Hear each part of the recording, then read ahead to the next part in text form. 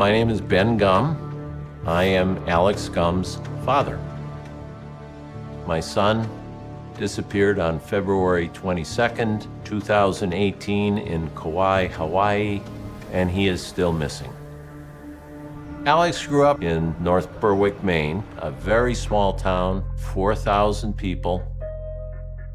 I'm Sally McLaren, Alex's mom. He showed a great aptitude for art at a very young age. His doodles were good. They were like cartoons. So he was very artistic. I hear you are looking to find the Holy Land. I will tell you where to go and give you the powers that you need on your journey. He was very interested in graffiti and spent hours and hours and hours looking at graffiti books, perfecting what he did. And we let Alex do murals in our basement. And once he honored me in one of his murals, he put a heart, he put the name MOM next to it. I tried to get him into all the traditional sports, but then he gravitated towards skateboarding. And once he got on his skateboard, that was the focus of his life. It wasn't long before he met a group of friends that also skateboarded right in town. That was great. My name's Ian Davis. I've known Alex since I was 15 years old. I met him through skateboarding. Even though Alex was a few years younger than all of us, he really stood out because he had no fear. He would try anything, and he would always miraculously land the things he was trying. So that earns you respect in that kind of group, you know. I'm Spencer McLeod. I'm Alex Gum's friend. I met Alex, I think I was 15 years old, and Alex was much younger than me. Me and Alex were really close friends, but I always looked up to him because he was so good at everything. Alex seemed a little immature at times, but when you got to talk to him, you knew there was a lot more going on there. Deep down, he was like an old soul, I would say. After Alex's freshman year, all of his good friends graduated from high school. So his sophomore year in high school was very difficult for Alex, and he really lost interest in school. I always thought he was like a closet genius. He was so smart. He was one of those people that they say is too smart for school. It just didn't intrigue him enough. He didn't graduate with his class, and obviously we were very disappointed, but he decided to get his GED. Alex started recording music, and I was quite amazed because he got himself a sounding board, and he would pull things into his room from around the yard. I remember he took my chimes off the porch, and he would make all the tracks and all the sounds of the instruments by himself. So he was 22 when he went to LA to pursue music. He gravitated more to folk music, and the music that he wrote was very introspective. He probably wrote 100 songs. This became his real focus. This is a music community over there. It was very like psychedelic 60s reborn. He had found a girlfriend. He had a job. Alex was very happy. And Alex put out like multiple full-length albums with different bands and by himself. Some really, really awesome music. We were really excited for him, and we were in touch with him back and forth all the time on the phone. So Alex arranged a night of music where he would bring in his band and 2 or 3 other bands to perform. And unfortunately, they didn't have a lot of people there, and everything seemed to fall apart after that night. He lost his job at the restaurant, he lost his girlfriend, and he left the band. We got the phone call. Well, I'm ready to come home. I think I know what LA is all about, and I miss you guys, so pick me up at the airport. And we went and got him. Alex came back to Maine, and really with his head between his tail. He totally changed his demeanor. His demeanor at home reflected a lot of his newfound interest in Eastern philosophy. He took a mattress off of his bed, laid it on the floor, and he set up a little temple. I couldn't go in his room if he was meditating, and he really had this Eastern way of life at that time. He had become a vegan, and he spent his time writing music, reading spiritual texts, all kinds of spirituality. He read the Bible. He read the books from Buddhism, Hinduism, Shintoism, you name it, he was interested in it. He was also very interested in the television show Ancient Aliens. Alex was always interested in aliens and stuff like that, and there was a point where we were watching Ancient Aliens on TV, and oh, that's real. He was really interested in like all that stuff. When he would talk about extraterrestrial beings, it seemed very scientific that he had research and he had answers. I discounted his interest in extraterrestrial to be the minor of all of this, that his true interest was more in elevating his consciousness. But maybe he believed it. One day, Alex came down the back stairs and he told me that he was leaving for Kauai. And I thought, oh, okay, that's an interesting choice because I think Kauai is a series of inactive volcanoes. Beautiful beaches, so it makes sense to me. So on the morning of February 22nd, we drove him to the bus that goes to Logan Airport. He was wearing his signature leather broad-brimmed hat and his parka that looked like a Mexican parka, had his backpack. When we got into the bus station, he wouldn't even embrace us or give us a hug goodbye. Of course, you're thinking, as a parent, let him go and let him have his time, and sooner or later, he'll come home. Didn't happen.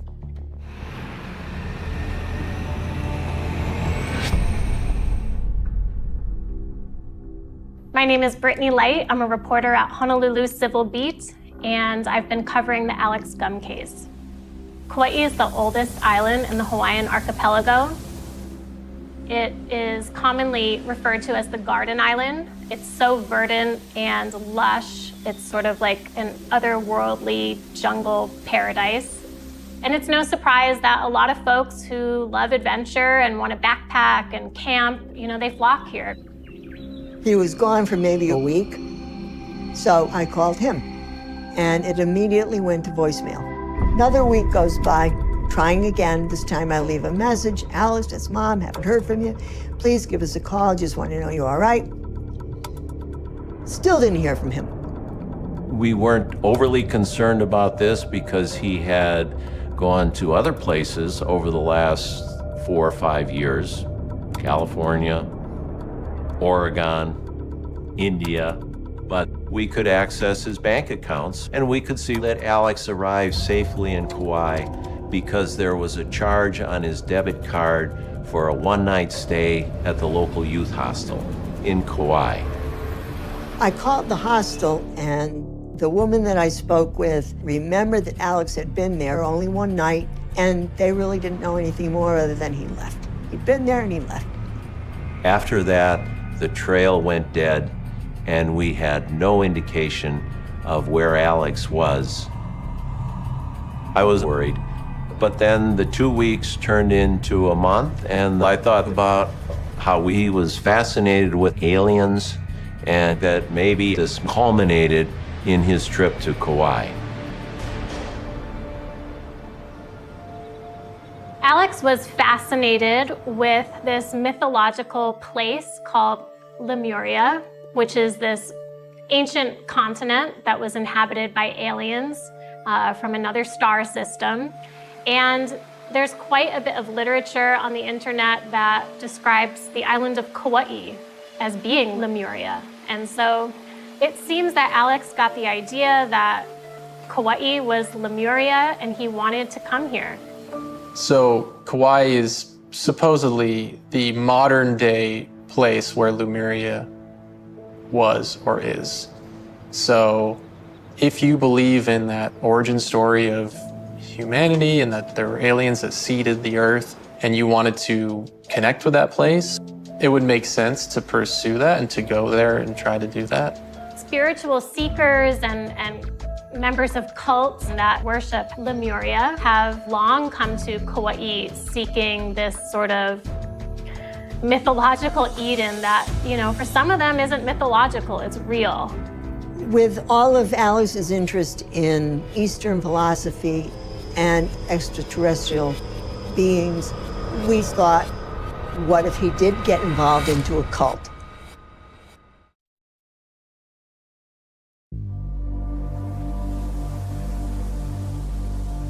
So Kauai is supposedly the modern day place where Lemuria was or is. And if you wanted to connect with that place, it would make sense to pursue that and to go there and try to do that.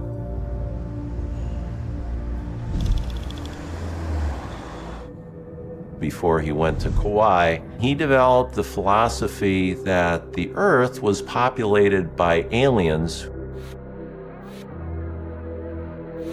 The whole Lemuria thing came up because we were watching an Ancient Aliens episode. It just came on, and it was about Kauai and how they think that that's where the ancient Lemuria is actually located. Kind of like one of those Atlantis stories. That fascinated Alex. Alex thought that he was a Palladian, which is like a certain race of aliens, comes from this star system, and they seeded the Earth. And where they seeded the Earth was once called Lemuria, and it's now where Kauai is. So that was like an alternative origin story for civilization or for humanity. And he subscribed to that, from what I understand. I know that at one point Alex thought he was potentially in some sort of communication with something outside of this world, extraterrestrial perhaps. He thought he was communicating with something. To some people, his behavior might bring up questions and, how is Alex's mental health? Was he, diagnosed with bipolar disorder or schizophrenia? During all of this, of course, it's crossed our mind, is there something troubling Alex? Is he disturbed in any way?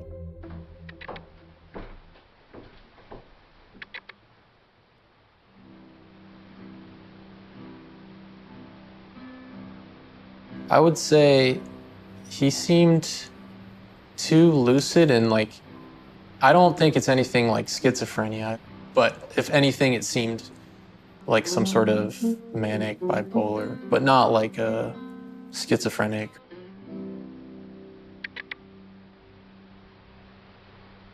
Our friendship definitely dissolved. I have friends that go all the time. This one was tough because he was definitely like a younger brother to us.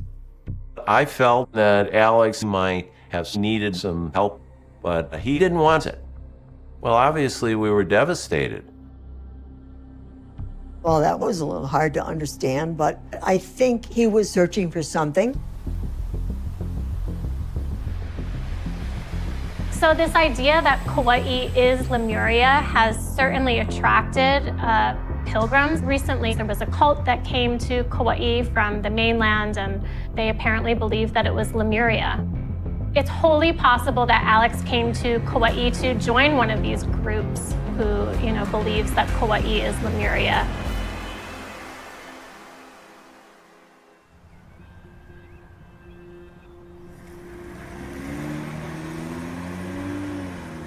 I contacted the police, and they did list him on the missing persons list. Then we immediately reached out to the local media to help us. And so we contacted the local newspaper, explained the story, and one of the reporters there was nice enough to write a story for the local Kauai newspaper about Alex's disappearance. Every time the phone would ring, we're saying, maybe that's Alex. Maybe that's Alex. He's going to say, hey, Dad, can you come pick me up? I'm at the airport. But that just never came to be. I mean, that was the epitome of my frustration. Anyone who's been a parent or is a parent knows how they love their children. And I can't find Alex. So at this point, there have been lots of tips that have come in, but nothing has panned out.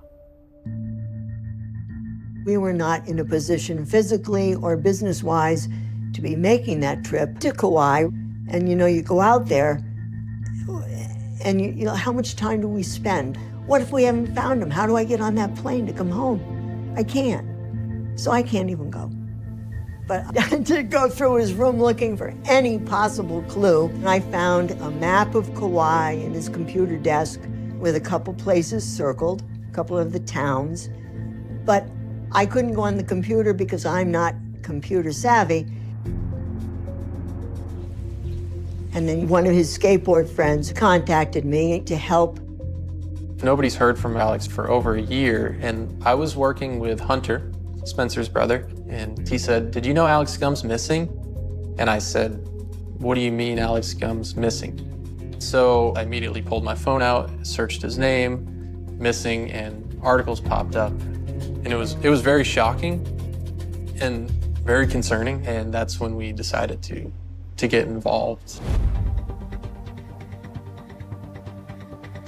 We started digging through his stuff, and I'm just like, Sally and Ben, how deep did you guys go? For us, we know how to dig in.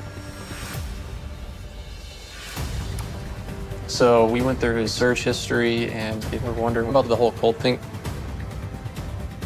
We were trying to dive into like his Google searches and get into his computer and as much as we could, and we gathered a lot of information because I couldn't believe it.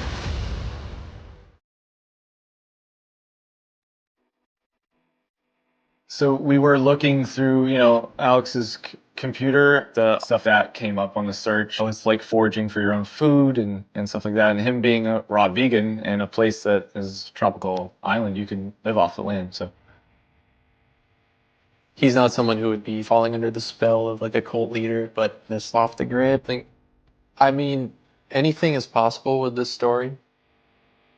So his friends tell us that maybe Alex had gone off the grid and that he was emailing outfitter businesses in Kauai prior to him leaving. Alex wasn't a roughing it type of guy, but yet he was looking to buy camping equipment.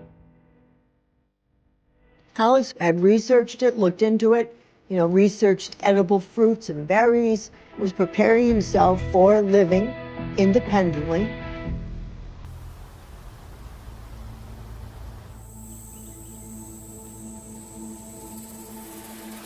Kauai has long attracted free-spirited, hippie, counterculture holdout types who want to live off the grid. It's completely possible that Alex is living off the land, living off the grid, doing his thing that he, it seems wanted to do. I could see him as being like, I could be self-sufficient out in the jungle. Like I could see him totally living that life and being okay with that.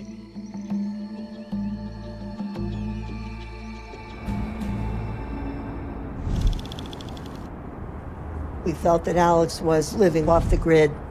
And about 6 months after Alex went missing, the private investigator contacted us and offered his services. My name is Brian Fujiuchi. I'm a private investigator on Kauai. I was hired by Ben and Sally Gum to find their son who went missing on Kauai. I don't know if Alex wanted to be found, but I think he wanted to be by himself. If you wanted to be by yourself, you could just walk into one of the valleys and pitch a tent or build a house, a tree house, or whatever, and you can survive. I've known and spoken to a gentleman who lived, in a valley for 12 years, by himself, catching rainwater and surviving. Brian suggested that many people who go to Kauai to drop off the grid, and they can get along very well living off the land. And our hope goes up again that maybe Brian is going to find him. So the investigation starts backwards. Now, what happened? Where did he go? I went down to the Salt Pond Beach Park and just to canvass there, put up a flyer.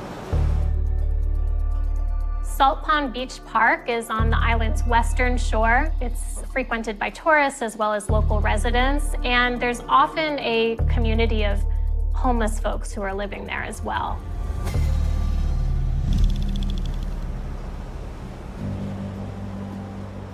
I started putting up the posters, and a local lady said one cold night made a big pot of soup and brought it down to the Hanapepe's Salt Pond Beach Park. And so she saw this young man sitting at a table reading a book. She said the book appeared to be some kind of a religious book that he was reading. So she asked him, "Do you want some soup?" And he said, "Well, what's in it?" And she said, "Ham." And he said, "Oh, I can't have any," because he was a vegetarian. And at that time, she noticed the tattoo on his hand. A tattoo can be like a fingerprint, because if it's one of a kind, then it's easy to identify the person. And so I said, well, describe the tattoo. And she said, it was a blue, kind of like a triangle shape. That was almost 100% proof that that was Alex.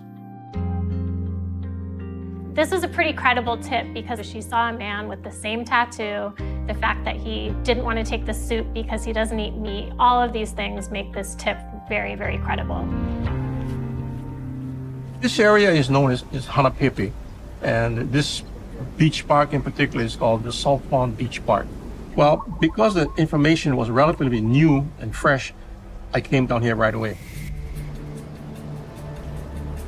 Checked around and there was nobody that fit his description.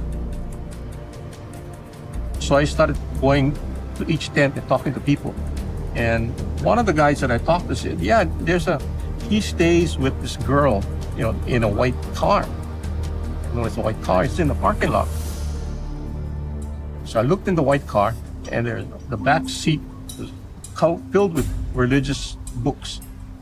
So I'm thinking, wow, yeah, maybe Alex, made a friend and was riding the car. So I came back to the park, walked around, and the same guy that I talked to said, hey, you looking for the couple? I said, yeah. I said, they're right here in this tent. So I went up to the tent, and the guy that came out was a tall gentleman, slim, with slight beard. And so I asked him, for his name, and he gave me his name. So I said, well, do you have any identification? He said, why? So I said, well, I'm looking for this, showed him the picture. And he said, oh, no, that's definitely not me. So he showed me his hands. He had tattoos on his arm, but not on his hand. So I said, do you guys ever see this boy around? He goes, no, but we're not here every day, all day. So, he may have come and left,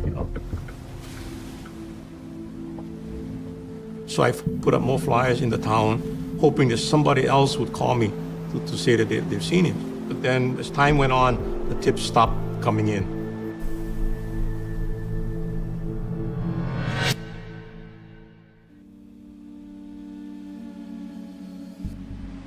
So by the fall of 2019, we decided to start running social media ad campaigns with missing posters of Alex, targeted for the entire island of Kauai, trying to generate leads about where he might be in order to conduct our search effectively.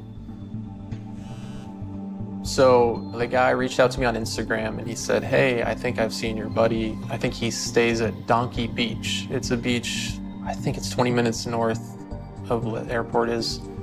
Not too far, not too hard to get to. This guy said, yeah, I think he's camping on Donkey Beach, and I'm pretty sure he goes to a food pantry every Wednesday in Princeville. At the end of the day, you gotta do something, and that's what we decided to do. We're gonna go to Hawaii now and really go look for our friend. And so it was myself, my brother Hunter, one of my best friends Ian, our friend Alec, who was along for the ride, and we convinced our really good friend Shane in LA the night before we were flying out to join us. That was the group. Growing up and filming Alex and being in that whole documenting his life, when we decided that we were gonna search for Al and film this and turn it into a documentary in a bigger project, it just felt like the right thing to do, to get us who were willing to go on this adventure to find our friend, because we knew we knew he was out there. We really, really did.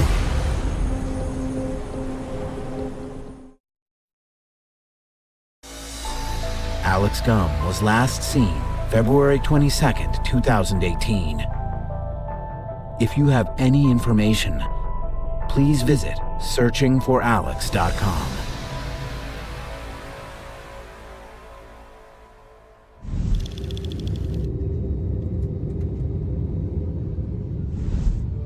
As we're coming in, you see just how Kauai is absolutely remote and lush and just staggeringly beautiful. Everything about it seems like larger than life. And just something about it seems kind of like mysterious, I guess.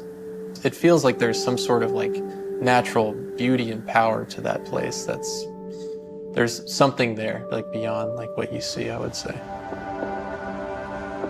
As soon as I got off the plane, you just feel this like weird energy. Not that it was bad, it was just weird. The plane lands and I'm like, perfect, we'll post up in Princeville at the food pantry like a stakeout. Alex will come out to go get his weekly rations and we'll walk up and say, hey man, like, what's going on? But I get a message from the same guy and he's like, hey, I had a chance to talk to that guy, it's not him. It was just kind of like, okay, so there goes this lead where we really thought like, we know where he is. I was so convinced going there that we were gonna find him and be like, okay, we can confirm he's alive, find out why he went, solve the mystery. So that was really deflating when we landed and this lead is like immediately gone. It is sad because we had just got there. I mean, none of us had ever conducted like a search for somebody, but we were just trying to create a plan. And I do remember that from his search history, he was looking at YouTube, he was looking at a couple different monasteries in Kauai. Alex was interested in being a monk and going through the whole steps in that. So there's monasteries on that island specifically, and that's definitely something Alex was interested in. The hostel where Alex spent his first night when he arrived on island is only about a 20-minute drive from the Hindu monastery here on the island. So it is possible that he came here with the intent to perhaps join the monastery or at least try to make some inroads there. And I know when you're a monk, at least from my perspective, you cannot have any ties back to home and you gotta leave your life behind. And he could be doing that right now. We ended up going to a monastery there. We asked if they knew Alex. They said no. We all got the same vibe that they kind of didn't want us there. They weren't helpful. We showed a picture and they weren't really interested in looking at it and just kind of said, yeah, he's not here. So we left there just kind of like unsatisfied with that answer. There's something about it that was just off-putting. Maybe they don't want to be forthcoming with information. They're a little cagey because perhaps they respect that that person made that decision to join, if that makes sense. But at this point, we only covered the surface. It was just like, let's keep going. We need to find him. Hey, we have a quick second? Sure. This is another photo. Looking involved. No. Be named Alex. We just want to make sure he's okay. Oh, because he's been missing for a year. We haven't heard anything in a year and a half. We just want to make sure he's all right. He looks kind of familiar. I keep hearing that, so it's good. Yeah, he looks kind of familiar. Have you guys been to Colorado yet? Oh, that's the ticket right there. A lot of the locals kept talking about this Kalale Valley, and there's a community out there. I could see Alex joining a group of like-minded people for sure that are living off the land and have no rules or no tie to society.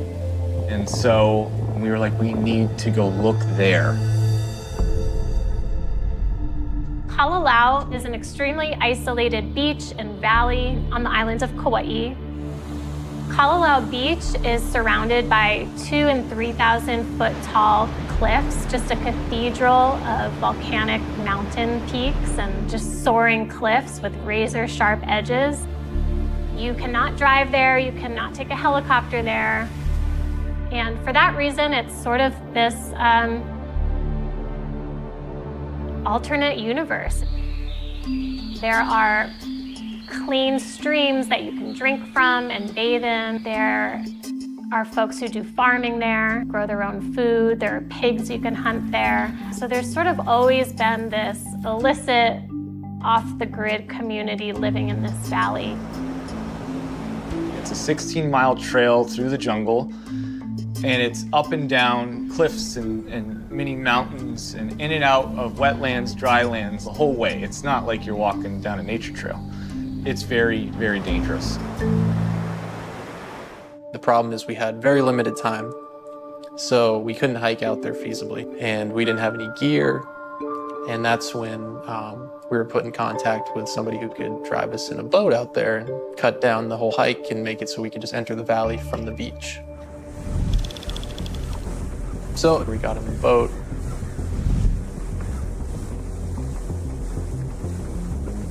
It's like an hour plus boat ride. It's gorgeous. I mean, it's amazing. You're in what is like Jurassic Park. It's like so isolated, it's so beautiful, so jungle. But what they didn't tell us is when the boat brings you there, they can't bring the boat right up to the shore because the waves are so big. We're like a football field away, and he's like, when I go in, you guys all have to jump. That's when like the nerves really hit. Hang on. Not jumping off yet, hang on. Good, right there. Jump up. I realize my shoes are still on. I have a trash bag full of camera gear. I'm just not prepared.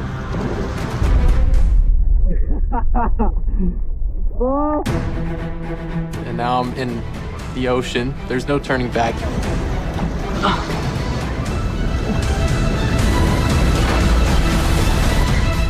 I caught the wave, but I just got thrown headfirst into the water.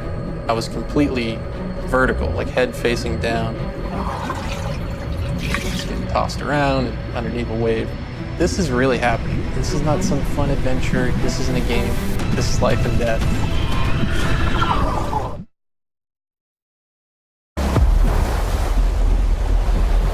I was under for, I don't know how long, but it felt like a long time waiting to come up.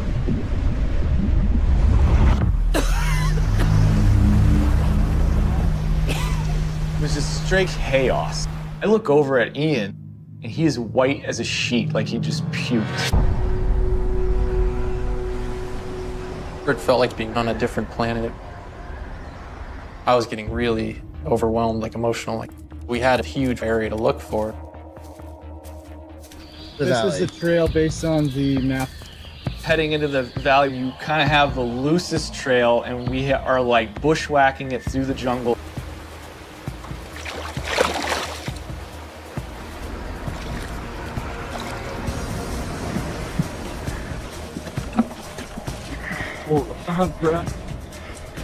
This is how far we've gotten. Al, if you're out here, we really want to find you. Give us a sign. Where the hell are you? Oh.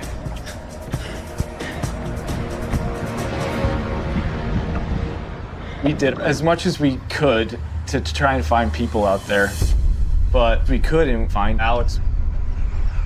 So we ended up going back to the beach, and I remember turning the end of the trail, turning and seeing the waves, and my heart sunk. The waves are huge, and I'm horrible at swimming. I don't know exact distance, but like a couple 100 feet to swim from like the beach to the boat, which with huge waves is like pretty, intense. I'm like, all right, I'm either gonna have a panic attack right now or I'm gonna try and do this. I dove through the wave and I just timed it wrong. And it just threw me down. I'd never felt the sensation of being drowned by a wave before, but you feel that over and over again. And then as soon as you can, get deep down in your body to push off the bottom and jump back up, when you can barely gasp air and you get brought back under again. And so I got really, really rocked and I nearly drowned. I came up like a dead fish on the sand, just like no strength, shaking, like water coming out of my nose. And I was the only one that didn't make it back on the boat. And so I got up I'm like trying to like signal to the boat. I'm just like, I'm done.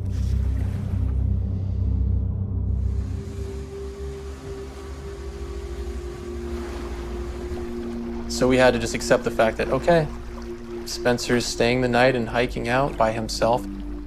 Like, it was just overwhelming with the fear of what could happen. And I dragged these guys out here, and we're trying to find Alex, and now we're gonna lose another friend. Didn't sleep a wink that night. All I'm thinking is hopefully it's a chance to keep looking for Alex in the morning. I got up at 4 in the morning. It was still dark. And I had my backpack, you know, my shorts on, and I have to start this 16-mile hike up and down, in and out of the jungle. Every turn and every little, you know, stopping point, I'm like, there Alex could be, and I'm just gonna have to take a selfie with him, just so everybody knew that I had found him. And I'm like, head down, hiking up this steep hill, and then I hear, "Okay, brother." I'm like, wait a minute. Wait, I thought, Alex, but he wasn't there. My brother Hunter had hiked in 2 miles to catch me. Love you, man. That's crazy. And I literally, I'm like, dude, what are you doing here? Like, you know, breaking down in tears. It was really good to see them. And then we hiked back the 2 miles and finally got back to society and civilization. It was quite the journey. We left the island feeling like we put in a valiant effort to try to find Alex. Everything we did, it was, you know, 5 guys in their 20s just trying to do what they could to find a friend.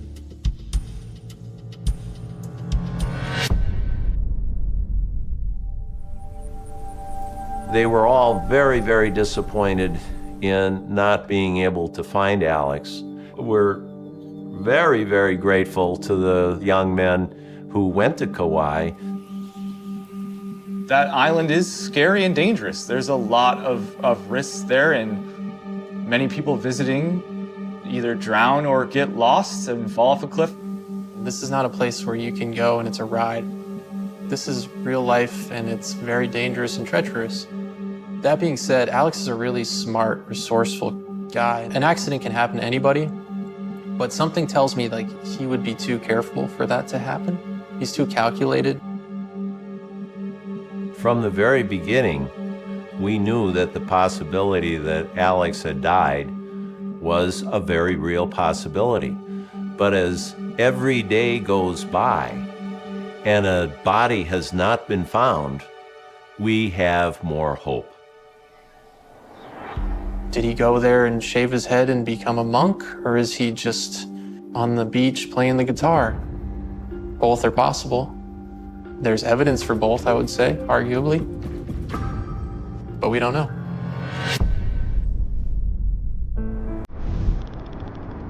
Alex Gum has been missing for 5 years, and I do still feel like he's alive and out there.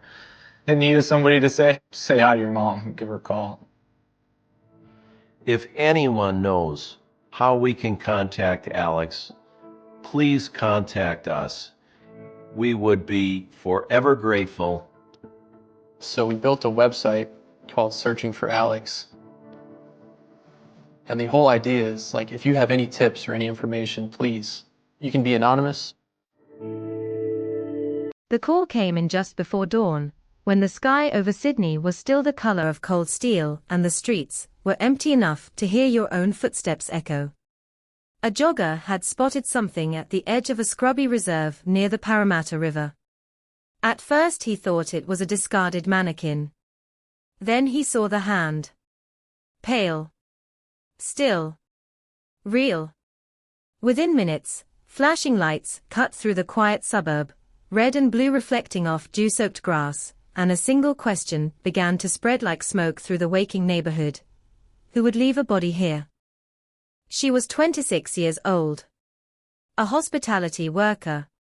Lived alone in a modest apartment 20 minutes away.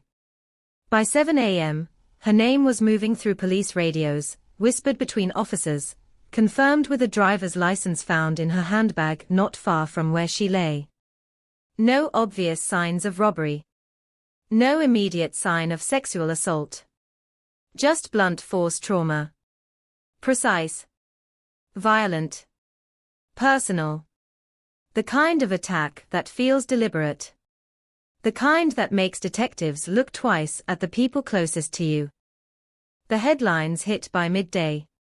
Young woman found dead in Riverside Reserve. Community in shock. Neighbors stood behind yellow tape in dressing gowns and slippers, staring at the patch of grass that would soon be photographed from every angle. Forensics moved slowly, methodically, bagging fibers, marking footprints, sealing evidence in plastic. A single set of tire impressions near a dirt access road caught attention. Not fresh enough to cast cleanly. Not clear enough to identify. Just another smudge in a case that would soon drown in them. She had finished her shift the night before at a small bar in the inner west. CCTV showed her laughing with co-workers, clocking out just after 11:40 p.m. She declined a ride home. Said she needed air. Said she'd call when she got back. She never did. Her phone last pinged off a tower less than 2 kilometers from the reserve at 12:17 a.m. Then it went silent. No outgoing calls. No frantic texts. Just digital darkness. Detectives canvassed the route she would have taken. Bus stops. Side streets. Late-night takeaway shops. A taxi driver remembered a woman matching her description arguing with someone near a petrol station. He couldn't see the man's face. Too dark. Too quick. Another witness claimed to hear a scream around midnight, sharp and cut short. But in a city, screams blur into sirens, into traffic, into nothing at all. By the time police pieced the timeline together, it was already fraying. Her apartment told its own story. Bed neatly made. Dishes washed. A half-read novel on the coffee table. No sign of forced entry.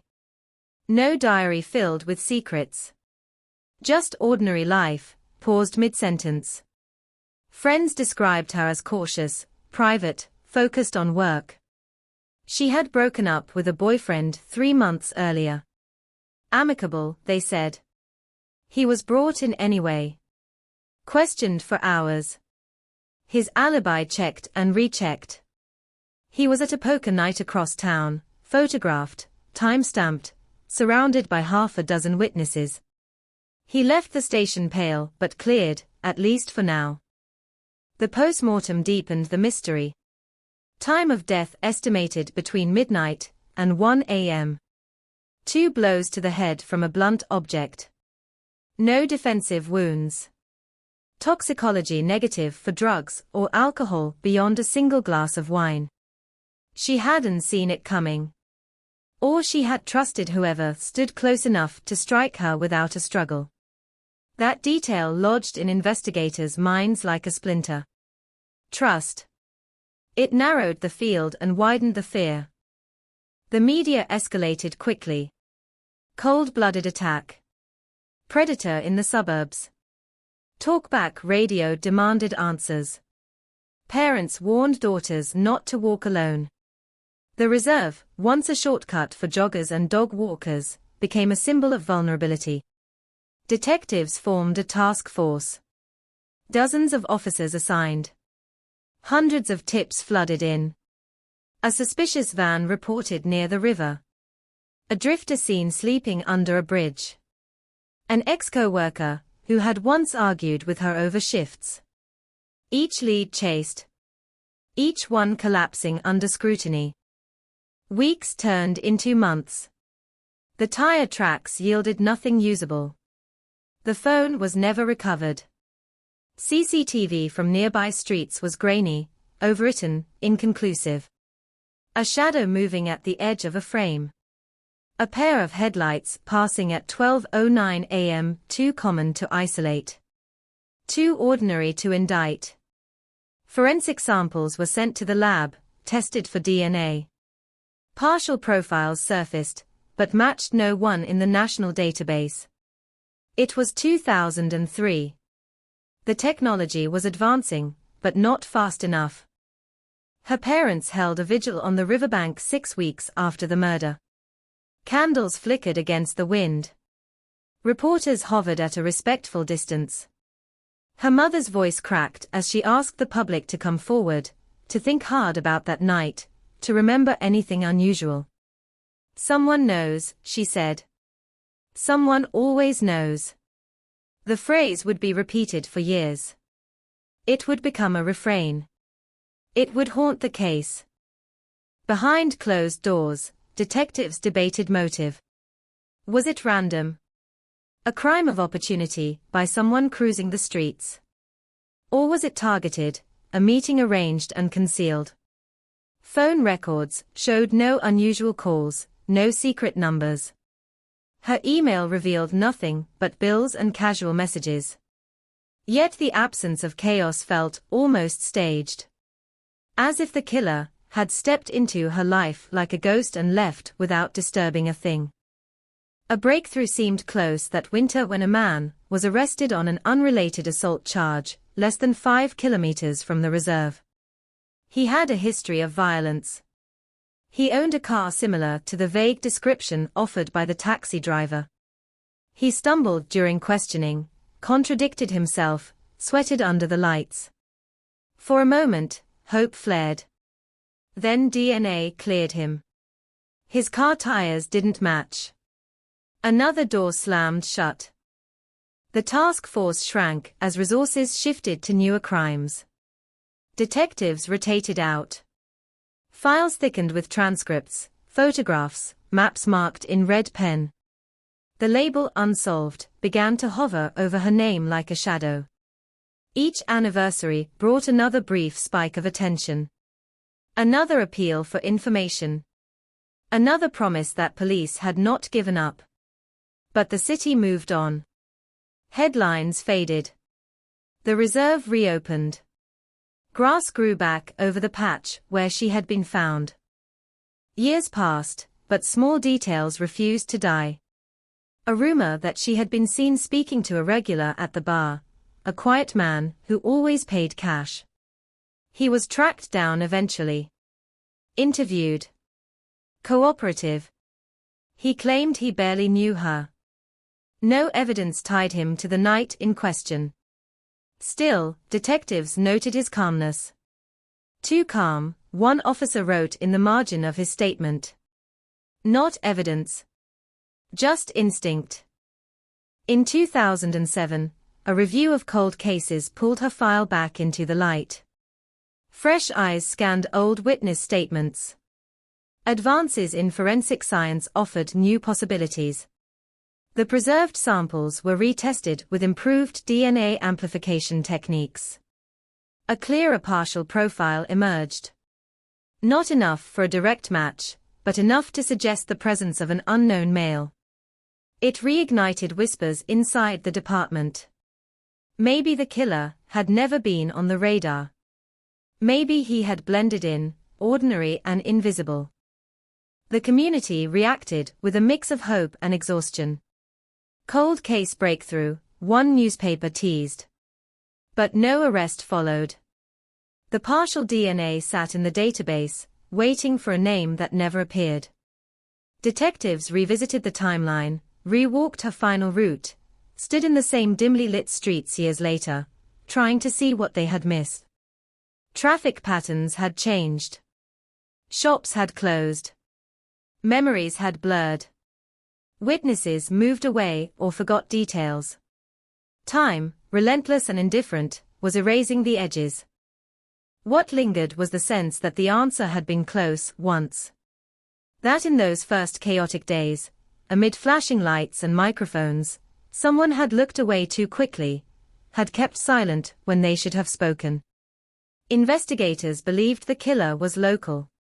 Familiar with the reserve. Comfortable enough to navigate its unlit paths. That theory narrowed the circle, but never closed it. Every neighbor became a question mark. Every quiet face in a crowd held potential. By the 10th anniversary, the case had hardened into legend. Sydney 2003 cold case.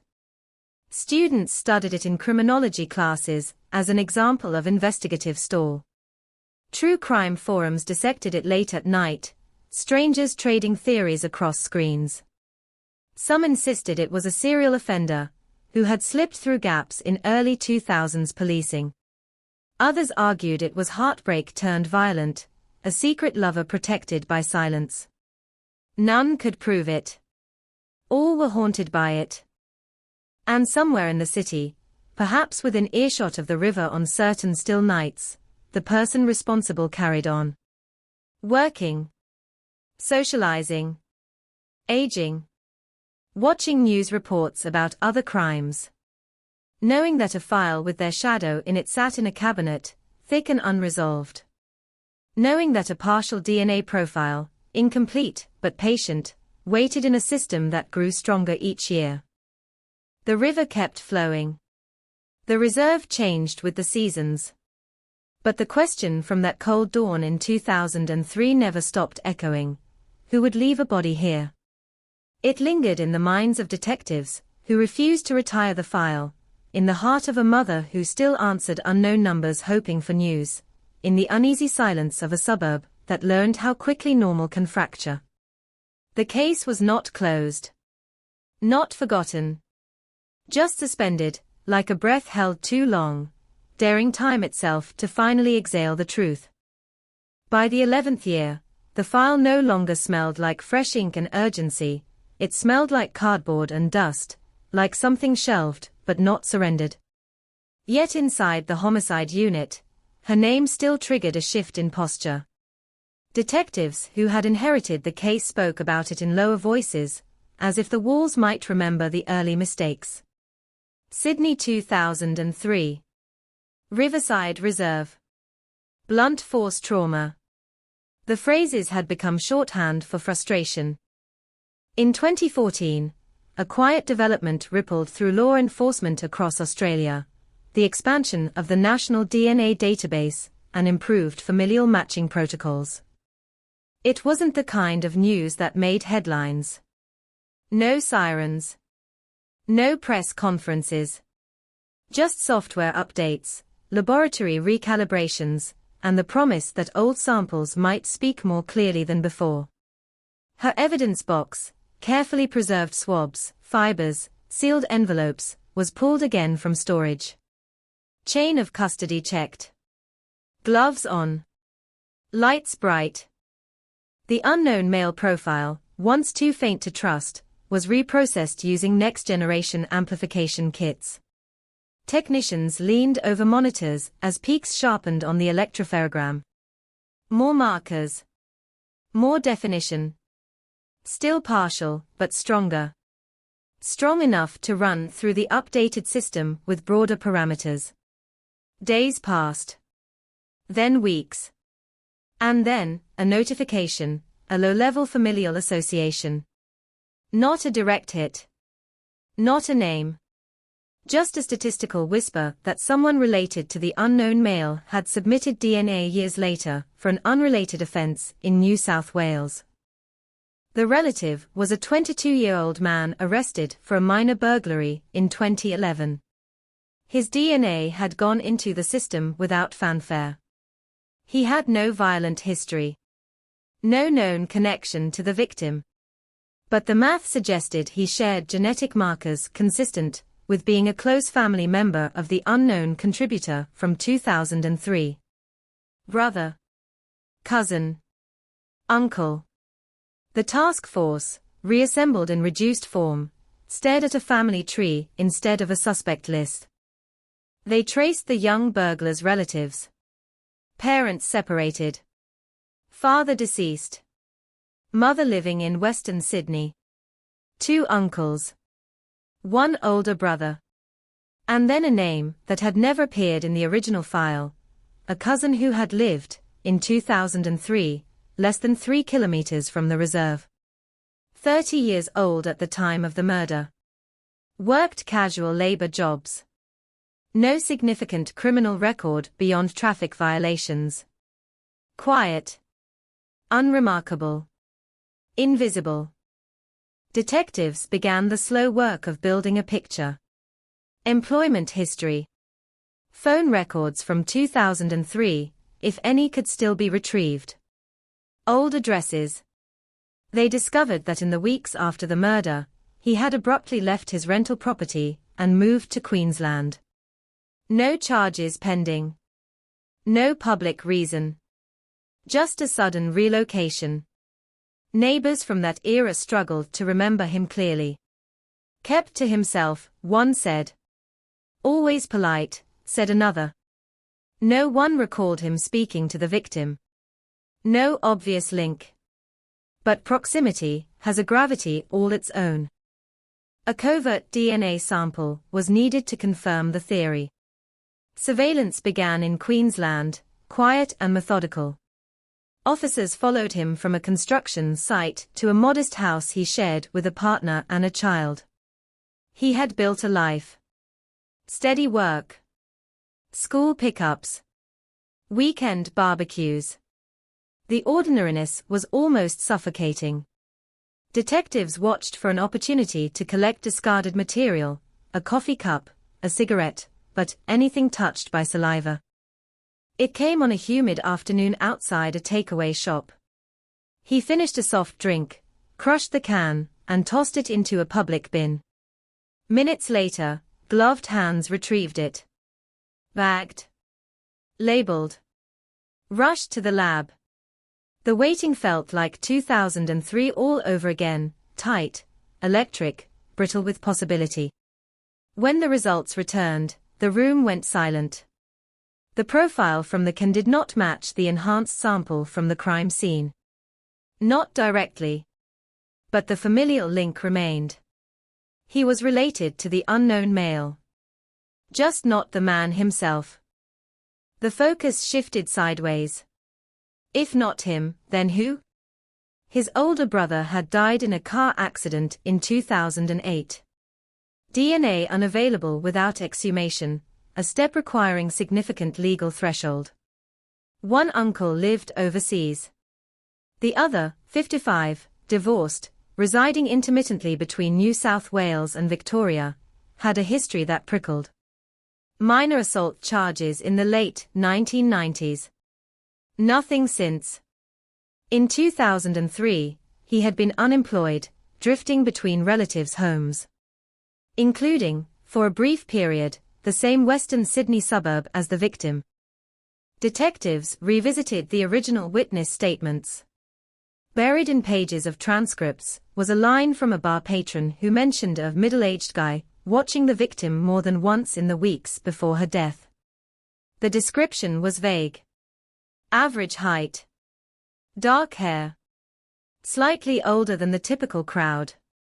It had been dismissed at the time, too generic in a city of millions. But now it pulsed with new relevance. Locating the uncle proved difficult. He had no fixed address, worked seasonal jobs, and avoided official paperwork. Eventually, they found him living in a rented caravan near a coastal town in Victoria. Surveillance confirmed routines, early morning walks, afternoons at a local pub, evenings alone. Detectives noted his limp, the result of an old injury. They noted his temper, during a minor argument overheard at the bar. They noted everything. Again, a covert collection. This time, a discarded beer bottle. The lab worked quickly. The comparison was meticulous. Marker by marker. Locus by locus. When the final report arrived, it delivered a blow colder than any headline. The uncle was not the source of the crime scene DNA. The familial association traced back to the younger burglar's maternal line, not the paternal side where the uncle Saturday. The tree twisted again. Frustration mounted. Media had caught wind of new developments, through an internal leak. Newspapers teased a Sydney 2003 cold case breakthrough. Cameras hovered outside police headquarters, The victim's family was contacted, cautiously informed that significant forensic progress was underway. Hope, once managed carefully, surged back into public view. Investigators dug deeper into the maternal branch. The burglar's mother had a brother, estranged, rarely mentioned, absent from most family gatherings. In 2003, he would have been 33. Records showed he had worked intermittently as a delivery driver in Sydney's inner west. A delivery route that, according to archived company logs, passed within blocks of the victim's apartment and the bar where she worked. He had no criminal record. Not even traffic violations. But in late 2003, 3 months after the murder, he had applied for a passport and left for New Zealand. He returned 2 years later, then moved again, this time to rural New South Wales. Employment patchy. Relationships short-lived. The pattern wasn't criminal, but it wasn't stable either. Detectives requested surveillance authorization. They found him living alone on a small property, repairing farm equipment for cash. Weathered. Reserved. When approached casually by undercover officers posing as customers, he was polite but guarded.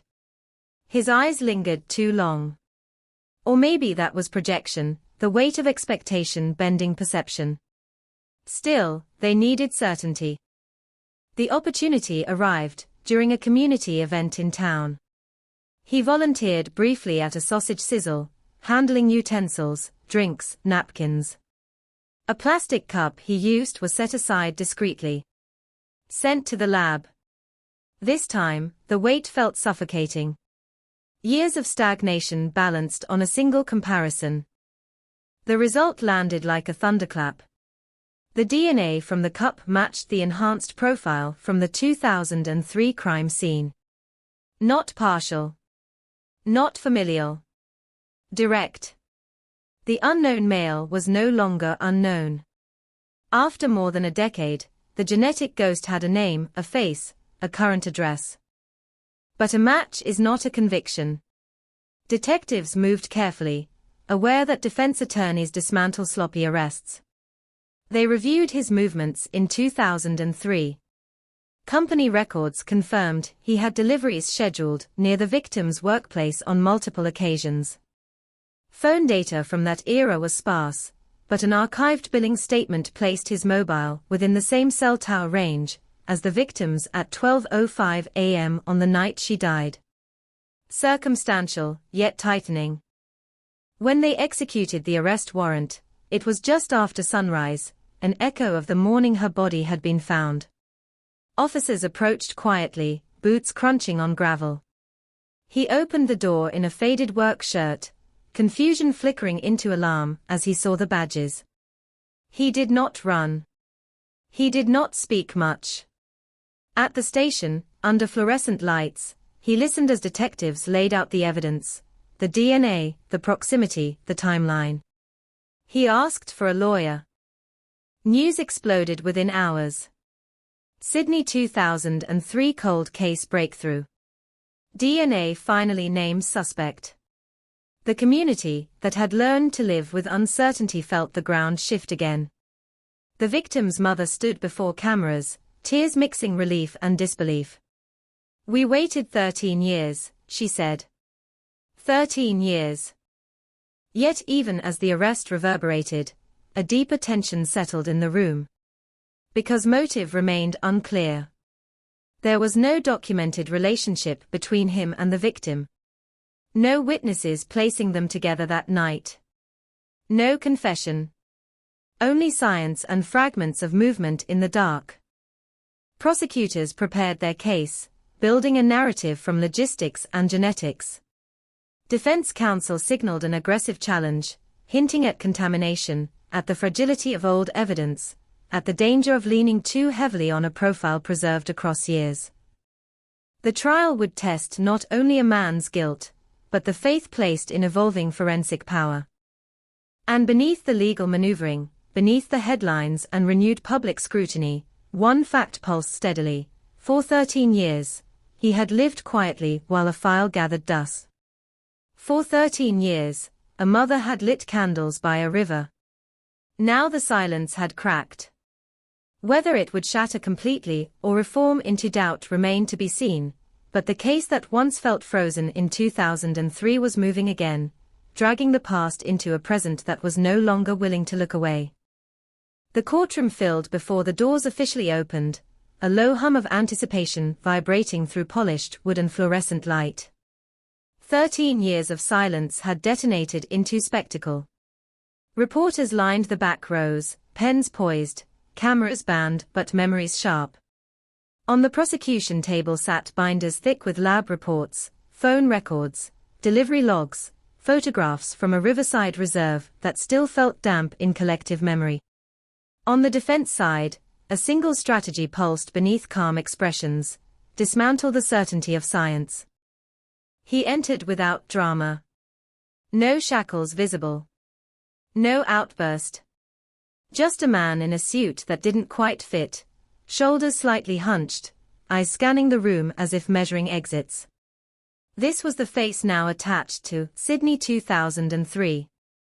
This was the man whose discarded plastic cup had resurrected a ghost. The Crown began with the timeline. November night. Bar shift ending at 11:40 p.m., delivery driver finishing his route in the inner west around the same hour. Cell tower data placing both phones within overlapping range just after midnight. The victim's phone going dark at 12:17 a.m.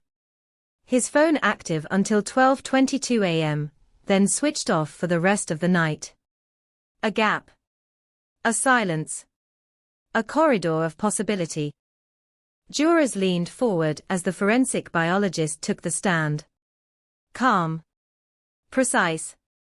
She explained alleles and loci, probabilities and match statistics. The enhanced DNA profile from 2003. The preservation methods. The reanalysis in 2014. The direct comparison to the sample taken from the defendant's cup. The probability of this profile belonging to someone other than the accused, she said evenly, is less than 1 in several billion. A number designed to feel absolute. The defense rose slowly. Cross-examination sharpened the air. Was the sample from 2003 pristine? Could degradation alter interpretation? Were there gaps in the chain of custody during those 13 years? The biologist conceded that no storage system is immune to human error.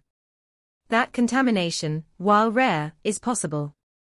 That partial profiles carry interpretive challenges. The word possible hung in the room like smoke. Outside the courtroom, the victim's mother clutched a photograph taken before 2003, before rivers and reserves became symbols. Each day of testimony reopened wounds she had learned to carry quietly. Each technical detail, each mention of blunt force trauma, dragged her back to that dawn when police knocked on her door. Closure had been promised by headlines. Now it felt conditional. The prosecution introduced delivery logs from the defendant's employer in 2003. Handwritten entries. Faded ink. Routes that curved through streets near the victim's apartment and workplace. A former supervisor testified that drivers often finished late, sometimes deviating slightly from assigned paths. It wasn't tightly monitored back then, he admitted. GPS tracking was rudimentary. Accountability relied on paper and trust. Then came the petrol station CCTV, still, grainy, time-stamped 12:09 a.m. A pair of headlights. A vehicle shape consistent with the make and model he owned in 2003. Not definitive. Not clear enough to identify a plate. But close enough to suggest presence. The prosecution led inference upon inference, building a bridge across years of absence. The defense countered with character witnesses. A former partner describing him as quiet, non-violent. A co-worker insisting he had never seen him lose control. No prior convictions.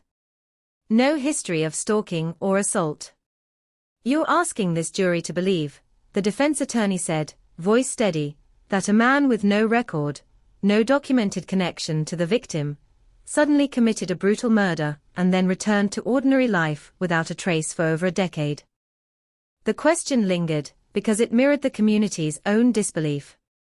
Monsters are easier to accept when they look like monsters. This man looked tired, weathered, almost forgettable. Midway through the trial, a complication surfaced.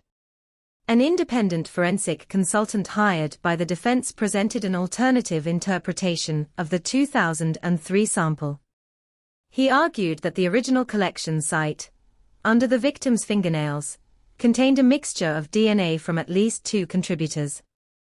One matched the defendant. The other remained unidentified.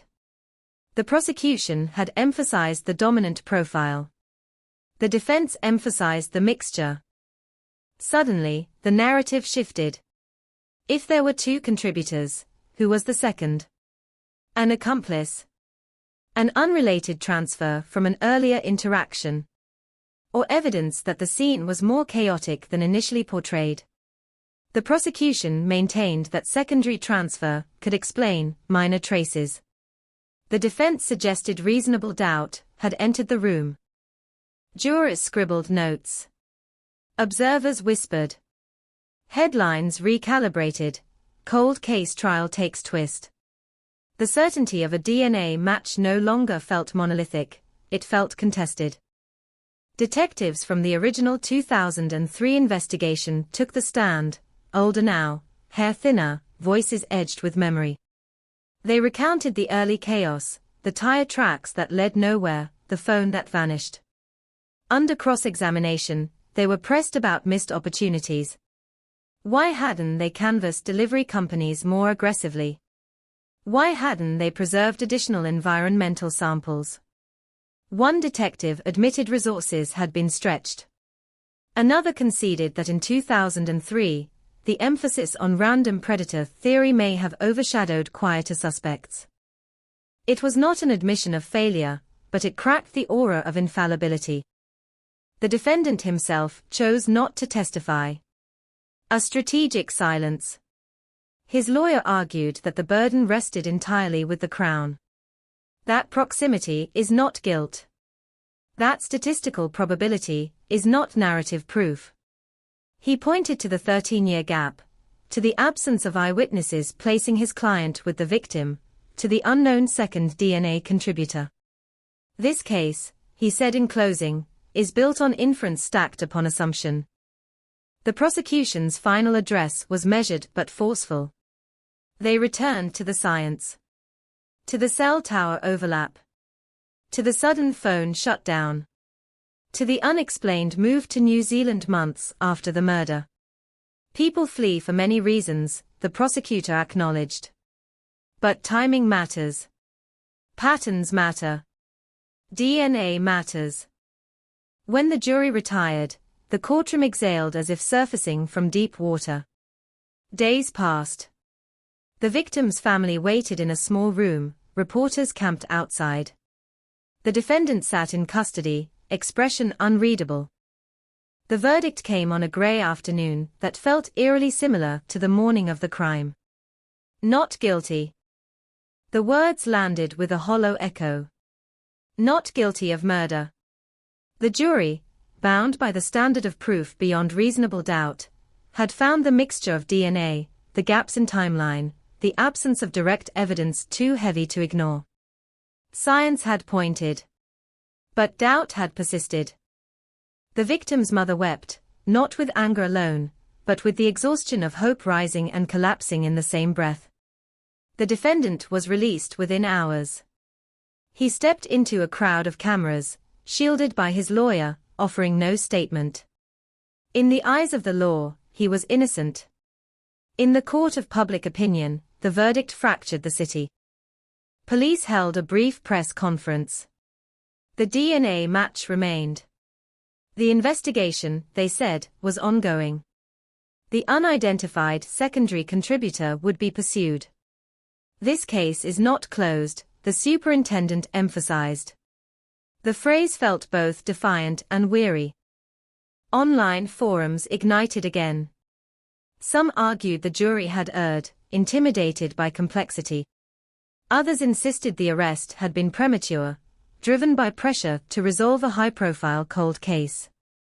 The word breakthrough began to feel ironic. Behind the scenes, detectives returned to the evidence box yet again. The mixture under the fingernails was re-examined with even more advanced techniques. New algorithms separated contributors with greater clarity. The second profile sharpened slightly, still partial, still incomplete, but distinct enough to confirm that someone else had been present in those final moments. The question shifted from whether the first suspect had acted alone to whether he had acted at all. Was he the primary assailant, with incidental transfer from another? Or merely a secondary presence in a larger, unseen interaction? The science could not narrate motive. It could not reconstruct conversation. It could only whisper about contact. As the years stretched further from 2003, the case grew more complex, not less. The arrest that once felt like culmination now felt like a prologue to deeper uncertainty. 2 male DNA profiles. 1 man acquitted. 1 still nameless. A river that kept flowing past the reserve as if indifferent to human timelines.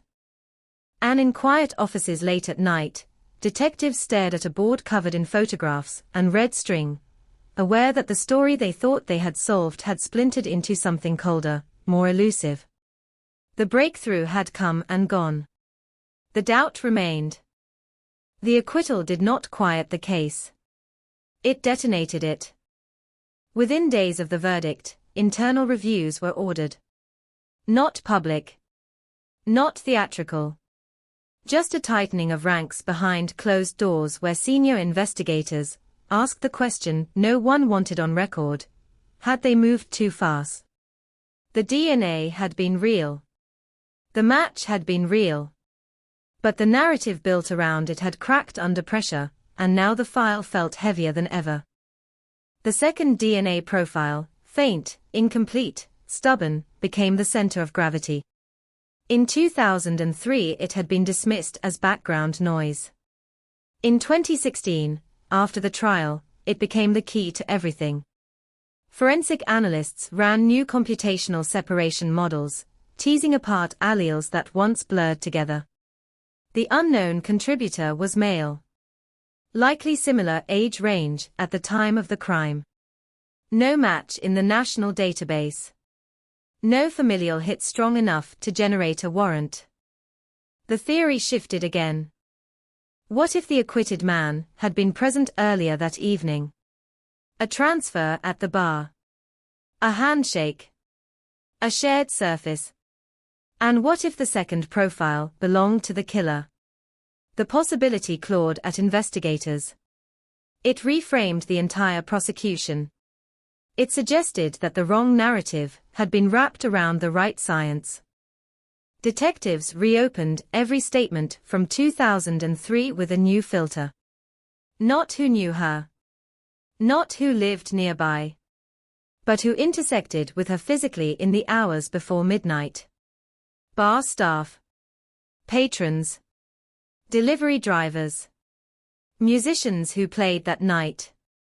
Even the taxi driver, who had reported an argument near the petrol station. Each name re-entered the system. Technology had changed again. By 2018, forensic genealogy, controversial, powerful, had begun to solve cases overseas.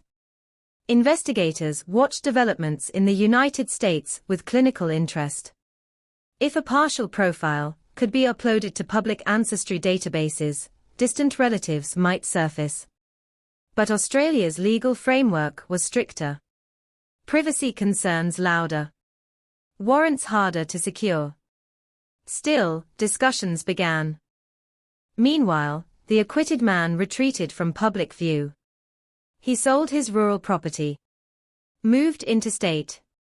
Changed jobs. Legally free, socially marked. Reporters attempted contact. He declined interviews. Some believed he had escaped justice. Others believed he had been sacrificed to institutional pressure. Either way, his name remained tethered to hers in search results and memory. In 2019, a breakthrough came from an unexpected corner. A retired detective, one of the original 2003 responders, contacted the task force with a recollection that had resurfaced during sleepless nights.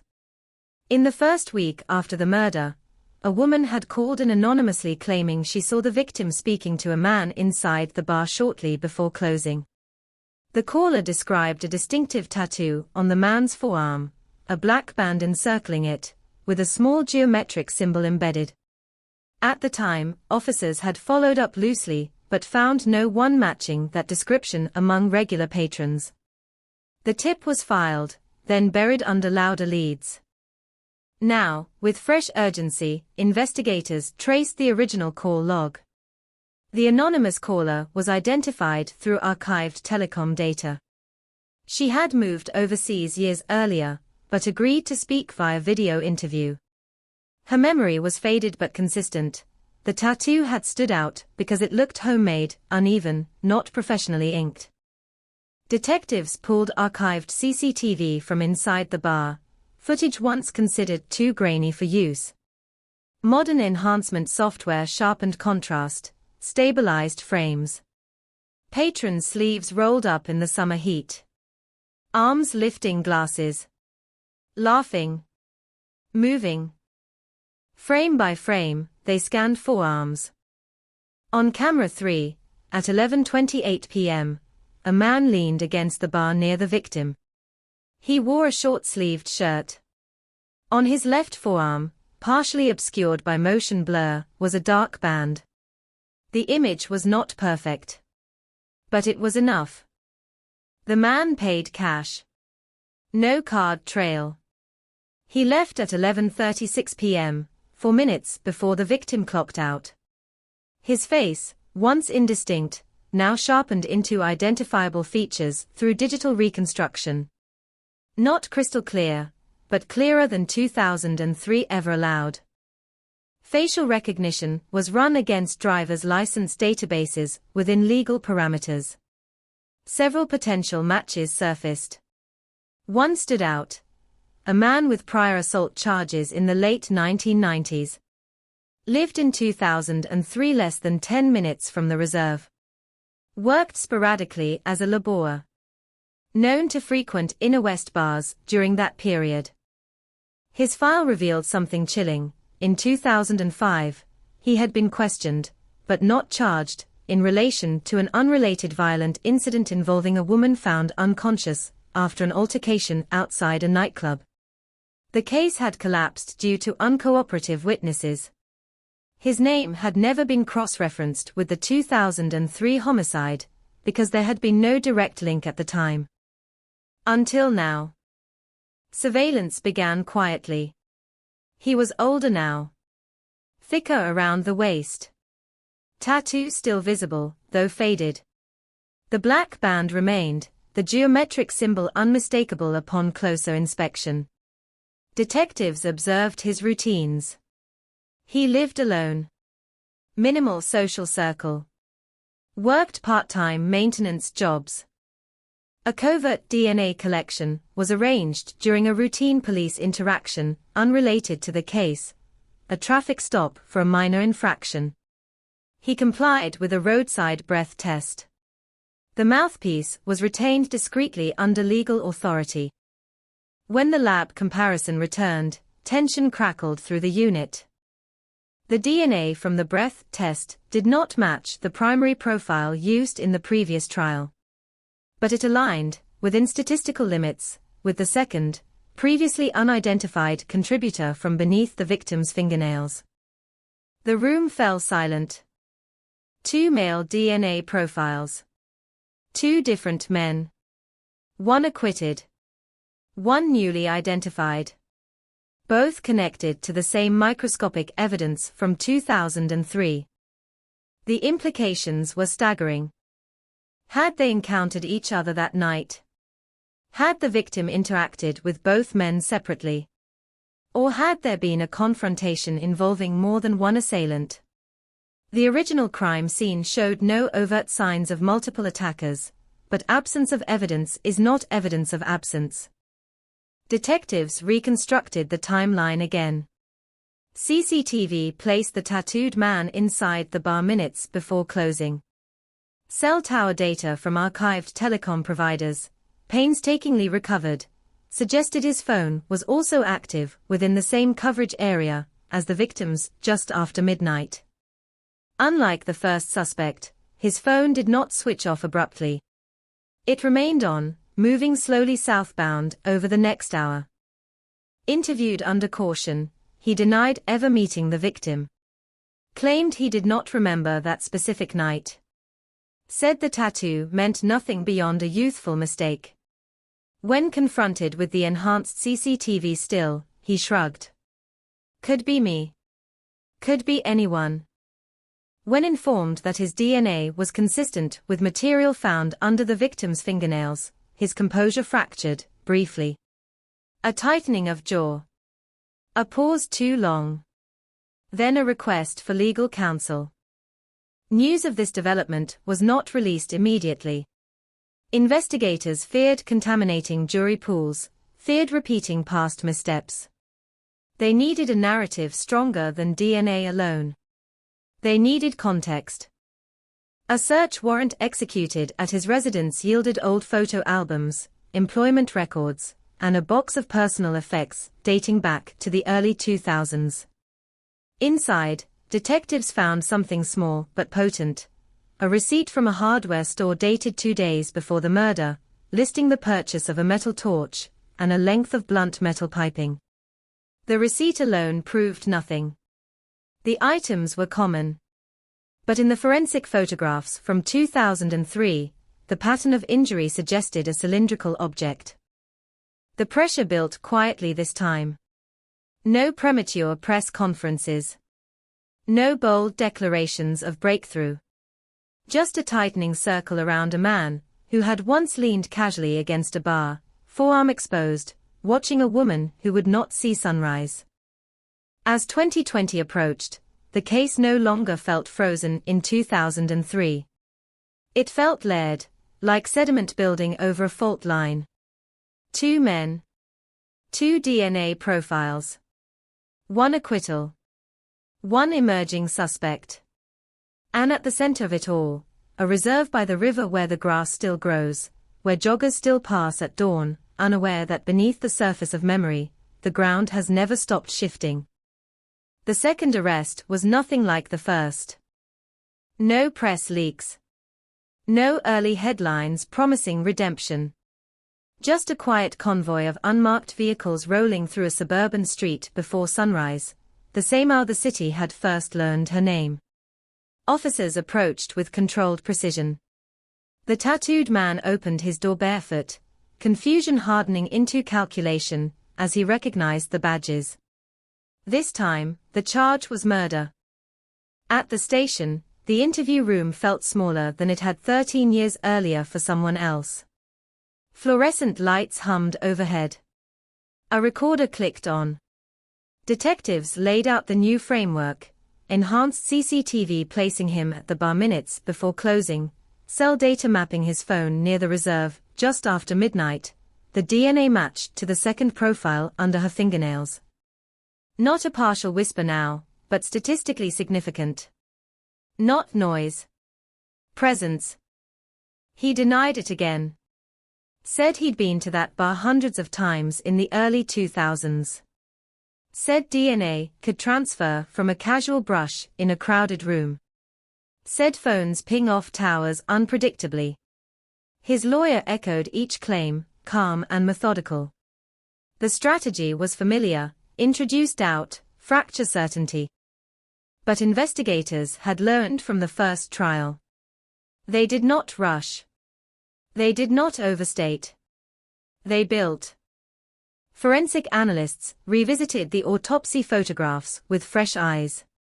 The injury pattern, 2 concentrated blows, delivered from slightly above and behind, suggested the attacker was marginally taller than the victim. The tattooed man matched that height range. Microscopic examination of fibers recovered from the victim's jacket revealed synthetic threads, consistent with high-visibility workwear commonly used in manual labor. In 2003, he had been employed intermittently in construction and maintenance, often wearing that exact type of fabric. Alone, none of it convicted. Together, it formed a tightening mosaic. The prosecution's theory crystallized slowly. He encountered her at the bar. Conversation brief. Possibly unwanted. CCTV enhancement showed her shifting position subtly away from him at one point, her body angled toward co-workers. At closing time, he exited first. She left minutes later. Somewhere between the bar and her apartment, he intercepted her, whether by chance or design remained the unanswered fracture. Under her fingernails, his DNA told of contact. Not a handshake. Not a casual brush. The forensic consultant testified that the concentration and location were more consistent with defensive action, skin-to-skin struggle, than incidental transfer. The absence of deep defensive wounds suggested the assault was swift. Overpowering. A search of archived traffic cameras from 2003, long thought overwritten, revealed something unexpected. A municipal storage facility had retained compressed backups from certain intersections due to unrelated civil litigation. Analysts unearthed footage from a camera positioned 2 streets from the reserve entrance. At 12:14 a.m., a vehicle matching his old sedan's color and shape turned toward the dirt access road. The timestamp aligned within 3 minutes of the victim's final phone signal. It was not cinematic clarity. No license plate visible. No driver identifiable. But the pattern tightened. The media caught wind of the arrest within hours despite police restraint. Sydney 2003 cold case reignited. Second man charged after DNA twist. The city braced itself again, wary of hope, wary of repetition. The victim's family stood before cameras once more, older now, grief etched deeper. "We will sit through this again," her father said quietly. "As many times as it takes." The trial began amid a pandemic-shadowed world, courtrooms operating under new protocols, masks muting expressions, but not tension. Jurors were screened carefully, aware of prior proceedings, instructed to disregard the previous acquittal entirely. This was a separate case. Separate evidence. Separate man. The prosecution opened with restraint. No grand declarations. Just sequence. Va. Interaction. Departure. Cell overlap. Reserve. DNA under fingernails. Archived traffic footage. Hardware store receipt dated days before the murder listing metal piping. A co-worker from 2003 testified that he had once brought a length of metal pipe to a job site, joking about using it for protection during late shifts. The comment had meant nothing at the time. Now it echoed differently. The defense countered aggressively. They argued that the second DNA profile, though statistically significant, remained partial. That the mixture complexity left room for laboratory bias once investigators knew whom they were targeting. They emphasized the absence of the alleged weapon. No pipe recovered. No blood trace in his former vehicle, though the car had been sold years earlier, examined too late for meaningful results. Cross-examination pressed the forensic experts harder than before. Could secondary transfer occur during a crowded bar interaction? Yes, under certain conditions. Could degraded samples misrepresent contributor ratios? In rare cases. Could confirmation bias influence interpretation once a suspect was identified? Procedures exist to minimize that risk. The jury listened, masked faces revealing little. Midway through the proceedings, the prosecution introduced a final, unanticipated element. A former girlfriend of the accused came forward after seeing coverage of the arrest. She testified that in early 2004, months after the murder, he had woken from a nightmare, sweating, muttering about the river, and she wouldn't stop. At the time, she had assumed infidelity, guilt of another kind.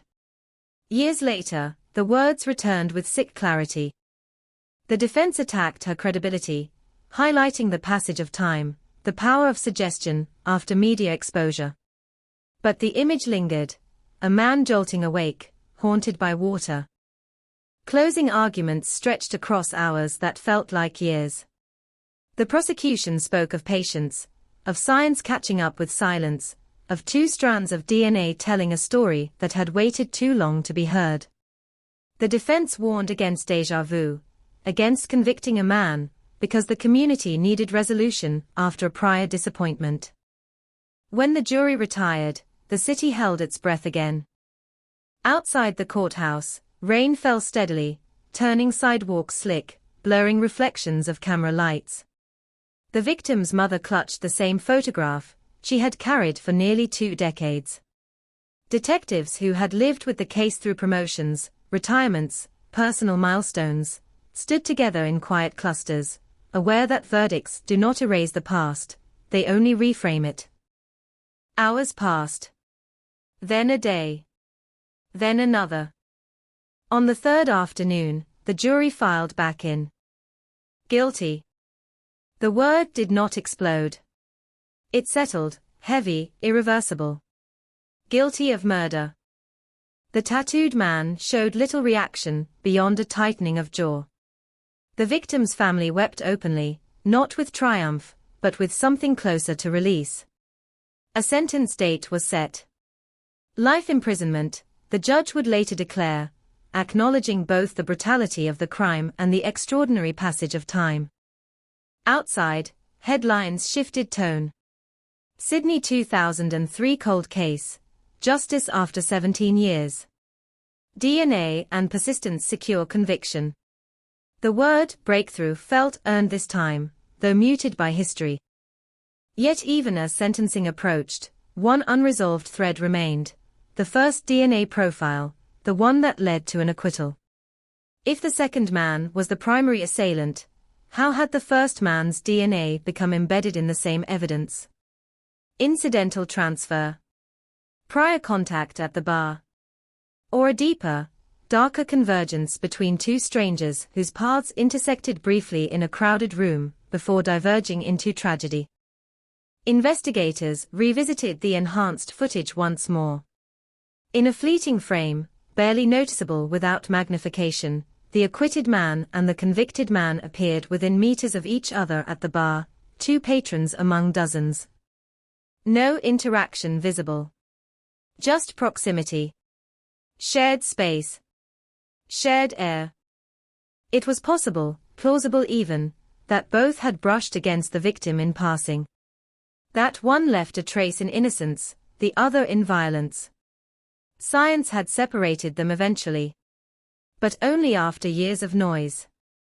At sentencing, the judge spoke of loss, of the river that had carried memory for 17 years, of a community that refused to forget. The convicted man was led away in handcuffs, the tattoo on his forearm still visible beneath courtroom lights, a mark once overlooked now forever associated with a night in 2003. The reserve by the Parramatta River remains open. Grass grows. Joggers pass at dawn. But beneath the ordinary rhythm of the city lies the knowledge that truth can fragment, stall, mislead, and still, with persistence, surface. Not cleanly. Not quickly. But eventually. And in the quiet that followed the verdict, one thing was undeniable. The case that once seemed destined to remain a footnote in unsolved files had carved itself into Sydney's history, a testament to how long justice can take to find its voice, and how fragile that voice can be when it finally speaks. Sentencing day did not feel like an ending. It felt like the slow closing of a door that had been ajar for nearly 2 decades, letting in drafts of doubt, rumor, and unfinished grief. The courtroom was quieter this time. No frenzy. No speculative headlines waiting to be written. Just the formal weight of consequence. The convicted man stood as the judge detailed the facts the jury had accepted: presence at the bar, proximity to the victim, DNA under her fingernails consistent with defensive contact, movement toward the reserve in the minutes before her phone went dark. 2 deliberate blows. Abandonment. Silence for 17 years. Life imprisonment. No theatrics. No protest. Just a stiff nod as officers guided him away. Outside, microphones hovered again, but the tone had shifted. Words like closure floated through press conferences, but those closest to the case avoided them. Closure suggests a neatness that murder rarely grants. The victim's mother spoke carefully. "We have a verdict," she said. "We don't have our daughter back." Behind the public relief, investigators confronted the final unresolved thread, the first DNA profile that had led to the earlier acquittal. Science had separated contributors with greater clarity by the time of the second trial, but the question still lingered. How had the acquitted man's genetic material become so prominent in the original mixture analysis? A post-conviction forensic review was commissioned, not to overturn the verdict, but to understand the investigative path. Independent experts re-examined the raw electropherogram data from 2003 and 2014. They discovered that early amplification techniques had exaggerated certain allele peaks, making the first profile appear more dominant than it truly was. As technology improved, contributor ratios shifted subtly. What once looked primary now appeared secondary. It was not misconduct. It was evolution. The acquitted man's legal team issued a statement calling the initial prosecution a tragic overreach. He declined further comment. Public sympathy toward him remained divided. Some saw him as collateral damage in a long quest for justice. Others never fully detached his name from the crime, despite the science untangling it. For detectives, the case became a study in humility. Internal seminars dissected every phase. The early focus on a single narrative. The weight placed on a partial profile. The dangers of confirmation bias when the pressure to solve a high-profile homicide intensifies. Younger officers listened as veterans admitted that in 2003, forensic certainty had seemed like a lighthouse in fog. They had sailed toward it without fully mapping the rocks beneath.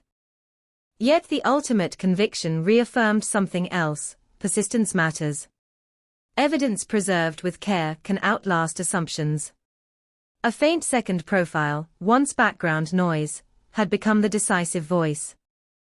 Months after sentencing, a final development surfaced quietly. While reviewing archived storage from the original search of the reserve, technicians located a small evidence bag mislabeled in 2003. Inside was a fragment of torn fabric recovered near the body, but never fully analyzed. Advances in trace analysis identified microscopic paint particles embedded in the fibers, consistent with industrial maintenance equipment. Cross-referencing employment records from 2003 confirmed that the convicted man had been assigned to repaint storage containers at a warehouse complex days before the murder, using the same industrial paint formula. It was not necessary for conviction, the verdict had already been secured. But it deepened the narrative. It tightened the weave. The media reported it briefly. Additional evidence supports 2003 conviction, but the story no longer dominated headlines. The city had moved on to new crises, new fears. Only those who had lived inside the file understood the quiet satisfaction of that fragment finally speaking. At the reserve, a small plaque was installed near a walking path, discreet but permanent. It bore her name and the year 2003. No sensational language. Just remembrance. On anniversaries, flowers still appear. Sometimes fresh. Sometimes artificial, faded by sun. Detectives who had carried the case through rotations and retirements visited occasionally, standing at the edge of the grass where she had been found. They spoke less about the horror and more about the process, the false starts, the acquittal, the second arrest, the long arc of forensic progress. The case became a cautionary tale taught in training academies across New South Wales.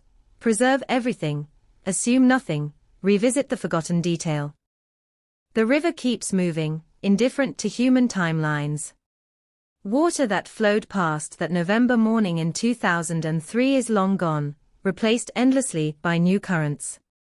But the memory remains anchored in the soil beside it. For the victim's family, justice arrived late and imperfect, filtered through years of doubt and a courtroom detour that nearly derailed faith entirely. For the wrongfully tried man, life carries the permanent scar of suspicion once amplified by headlines. For the convicted killer, prison walls now contain a story that might have dissolved into obscurity, if not for a second strand of DNA refusing to disappear. Cold case breakthrough had once sounded like a promise of clean resolution. Instead, it revealed something messier, more human. Breakthroughs can mislead before they illuminate. Science can clarify while also confusing. And truth, when buried under time and error, does not rise in a straight line. In the end, the case is remembered not only for the violence of a single night, but for the years that followed, the relentless re-examination, the willingness to admit missteps, the fragile balance between certainty and doubt. Sydney returned to routine, as cities always do. Bars close. Phones go silent. Dawn comes whether anyone is ready or not. But somewhere in the collective memory of that city, there is still a chill attached to the year 2003, a reminder that justice can stall, fracture, and nearly slip away, until persistence drags it back into the light. And even then, it never feels entirely finished. Years after the conviction, the case refused to fade into a simple headline about justice served.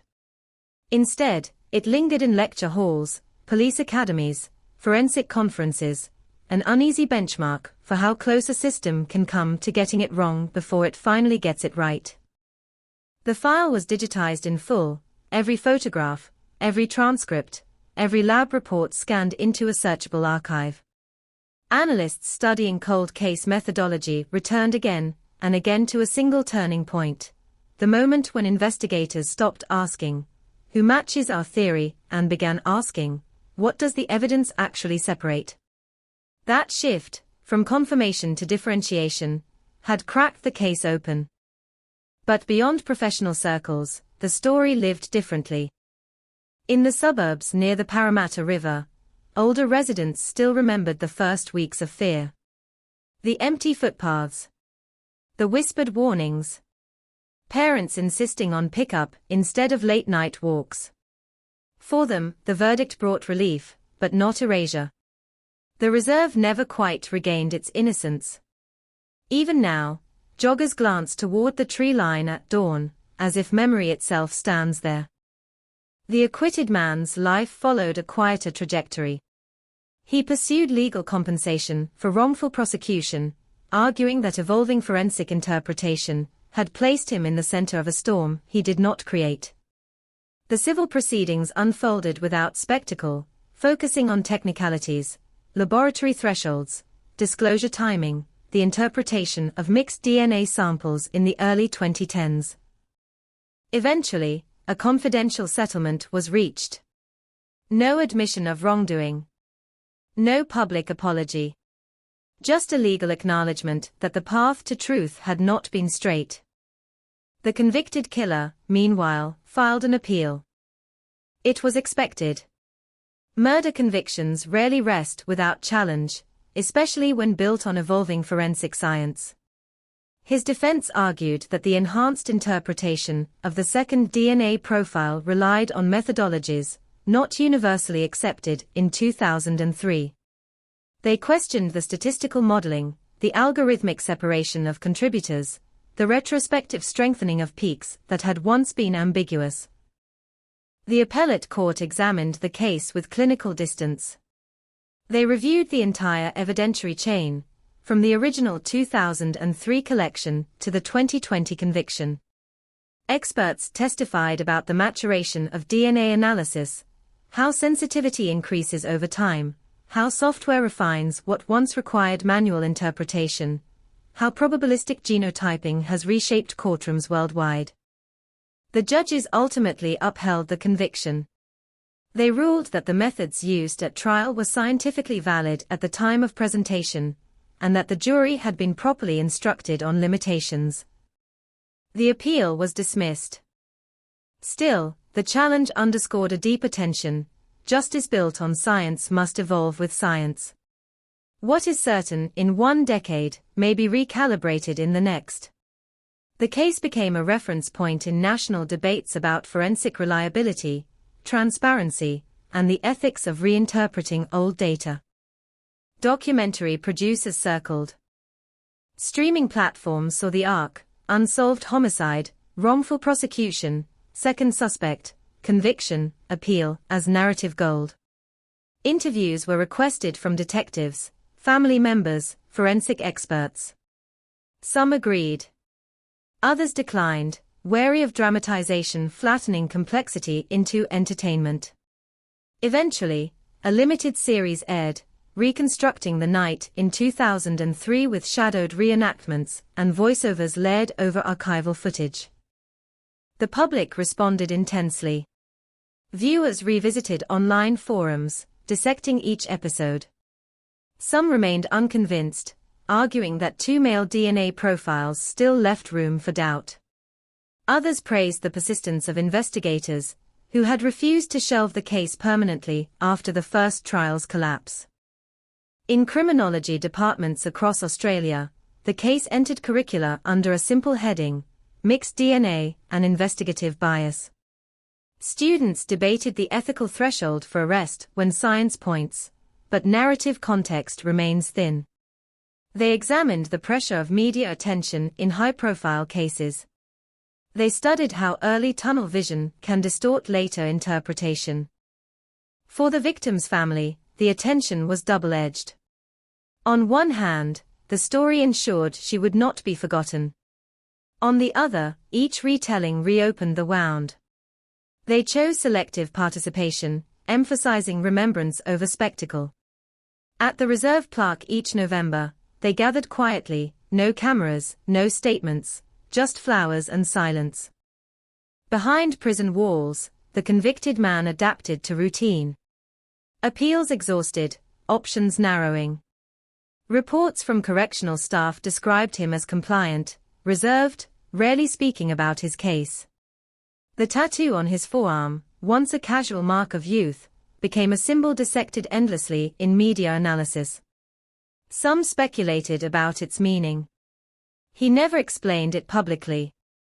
One lingering investigative curiosity remained: whether the convicted man and the acquitted man had ever interacted meaningfully on the night of the murder.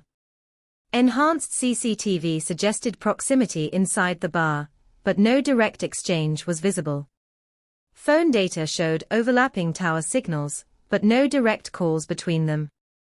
It appeared increasingly likely that they were strangers whose DNA converged in the same tragic space for entirely different reasons. The final forensic review, completed years after conviction, concluded that the primary contributor beneath the victim's fingernails was the tattooed man. The acquitted man's DNA likely transferred earlier in the evening through incidental contact, perhaps a shared surface, perhaps a brief brush in a crowded room. It was a stark illustration of how microscopic traces can mislead when context is incomplete. In quiet moments, detectives reflected on how easily the case could have ended differently. If the second profile had degraded beyond recovery. If archival CCTV had not been enhanced. If the anonymous caller's memory of a tattoo had never resurfaced. The margin between resolution and permanent uncertainty had been razor-thin. The phrase, cold case breakthrough now carried weight within the department. It no longer implied a single dramatic revelation. It meant layers peeled back over time. It meant missteps corrected. It meant evidence preserved long enough for the future to interpret it better than the past could. Sydney continued to expand, new buildings rising along the river, new bars replacing old ones. The original bar where she worked eventually closed, renovated into something trendier, its walls repainted, its CCTV system replaced by sleek digital arrays. Patrons sipping drinks there today have no memory of 2003. But the coordinates remain the same. And sometimes, on certain mornings when fog hangs low over the Parramatta River, the reserve feels suspended between eras. The grass moves with wind that carries no headlines, no verdicts, no appeals. Just the quiet reminder that truth can store for years beneath ordinary surfaces. The case is technically closed now. The file marked resolved. But its lessons continue to ripple outward, through laboratories recalibrating thresholds, through detectives taught to question their own certainty, through families who understand that justice is rarely immediate and never simple. What began as a body discovered at dawn became a study in persistence, error, correction, and the fragile architecture of proof. It left behind a city more cautious about certainty, a police force more reflective about process, and a story that refuses to collapse into a single word like solved. Because even when a verdict is delivered, the echoes of doubt, delay, and human fallibility do not disappear. They linger. Just beneath the surface. 17 years to a verdict. 18 to an appeal dismissed. Nearly 2 decades for a case that, in the first week of November 2003, had felt like it would be solved within days. Time does something strange to a crime scene. It erodes urgency, but sharpens mythology. Sydney 2003 became shorthand in newsrooms and police briefings, a cautionary code for how quickly confidence can calcify into error, how easily a partial truth can masquerade as the whole. After the conviction was upheld, the Homicide Unit initiated a comprehensive internal audit of other unresolved cases from the early 2000s. Not because they believed more wrongful arrests had occurred, but because the lesson was unavoidable: mixed DNA, evolving technology, and media pressure create volatile chemistry. Files were reopened. Old evidence boxes unsealed. Samples retested with probabilistic genotyping models that did not exist when those crimes were fresh. In one instance, a separate cold case yielded a new suspect within months, proof that preservation pays dividends. In another, a once promising DNA lead dissolved under modern scrutiny, saving investigators from repeating the very mistake that had nearly derailed the 2003 case. The ripple effect was tangible. Public trust, however, is slower to recalibrate. Talkback radio hosts dissected the timeline repeatedly. Some callers argued that without the initial arrest of the wrong man, the second suspect might never have been scrutinized so intensely. Others insisted the first prosecution had been an embarrassment that delayed real justice. The truth, as it often does, lay somewhere less satisfying. Progress came through error corrected, not error avoided. The forensic laboratory that handled the case underwent procedural refinement as well. Blind testing protocols were strengthened. Analysts interpreting complex mixtures were separated from contextual case details to reduce subconscious bias. Statistical reporting language was standardized to prevent juries from confusing probability with certainty. The phrase, 1 in several billion, was contextualized carefully in future trials, numbers powerful, but not infallible. Meanwhile, the victim's family chose a different path forward. They established a small scholarship fund in her name for students pursuing forensic science and criminal justice, an acknowledgement that the very tools that had misled briefly were also the ones that ultimately illuminated. Each year, a recipient visited the reserve plaque before beginning their studies, a quiet ritual connecting future investigators to the cost of delay. The convicted man's presence in prison became routine. Correctional reports described him as withdrawn, compliant, uninterested in media attention. He declined interview requests from documentary producers who offered financial incentives. Whether from guilt, resignation, or strategy, he maintained silence. The acquitted man, too, lived with a version of silence. Though legally cleared, he rarely granted interviews. In one rare statement through his lawyer, he described the experience as living under a shadow cast by someone else's violence. He never attended public discussions about the case. He never visited the reserve. His chapter with 2003 remained closed by necessity, not comfort. And then, in 2024, a development surfaced that few anticipated.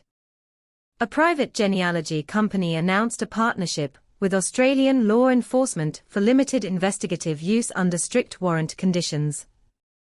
The technology, once controversial, now cautiously integrated, allowed investigators to compare crime scene DNA with voluntary ancestry submissions. Though the 2003 case was already adjudicated, prosecutors authorized a retrospective genealogical mapping of both male profiles to understand the broader context. The results confirmed what had long been suspected: the two men shared no familial connection. Their genetic overlap in the early mixture had been coincidental, a convergence amplified by degradation and interpretation limits of early analysis. The genealogical map traced the convicted man's lineage through a network of relatives who had never known of his arrest until it hit the news. For them, the revelation had been a private shock. But the genealogical review uncovered something else: an unsolved assault from 2002 in a neighboring suburb, where a woman survived a late-night attack near a railway station.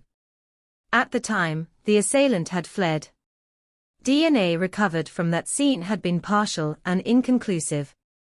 When reanalyzed with modern software and compared genealogically, it aligned with the convicted man's profile. Suddenly, the narrative widened. The 2003 murder was no longer potentially isolated. It may have been escalation. Detectives reopened the 2002 assault file, interviewing the surviving victim, who had long since rebuilt her life. She described a man who approached from behind, struck quickly, fled when interrupted by passing headlights.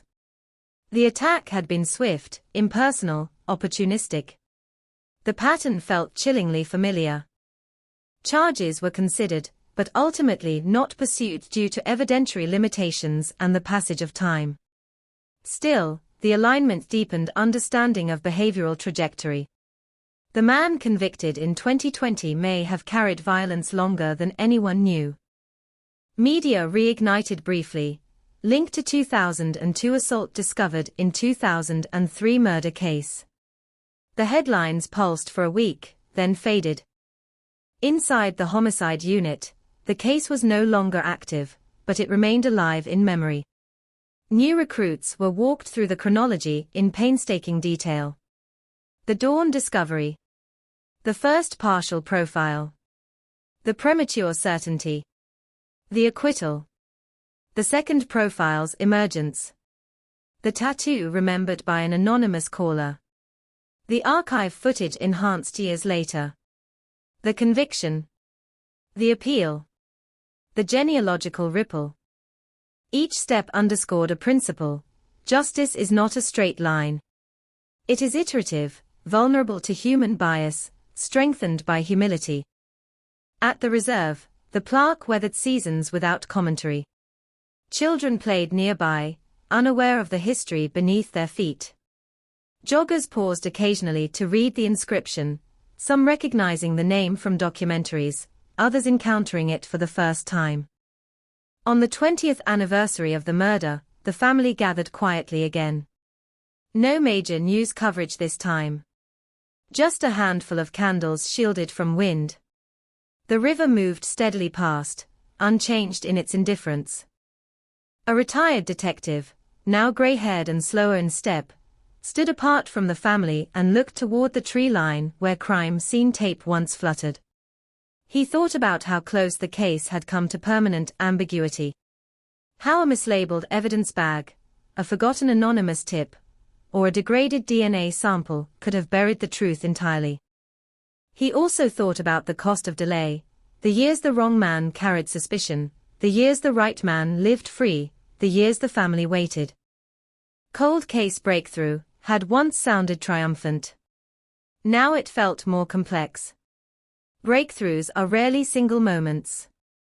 They are accumulations of patience, correction, and refusal to accept comfortable answers.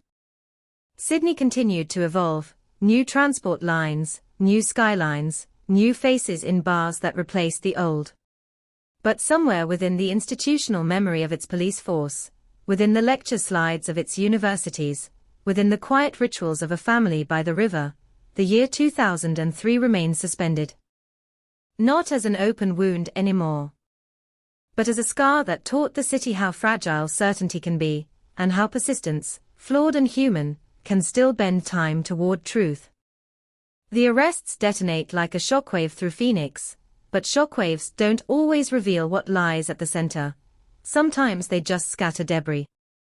Court filings spill into public view. Affidavits, redacted transcripts, fragments of reconstructed chats from old Veil Systems servers. The phrase asset retrieval appears again. So does contain exposure.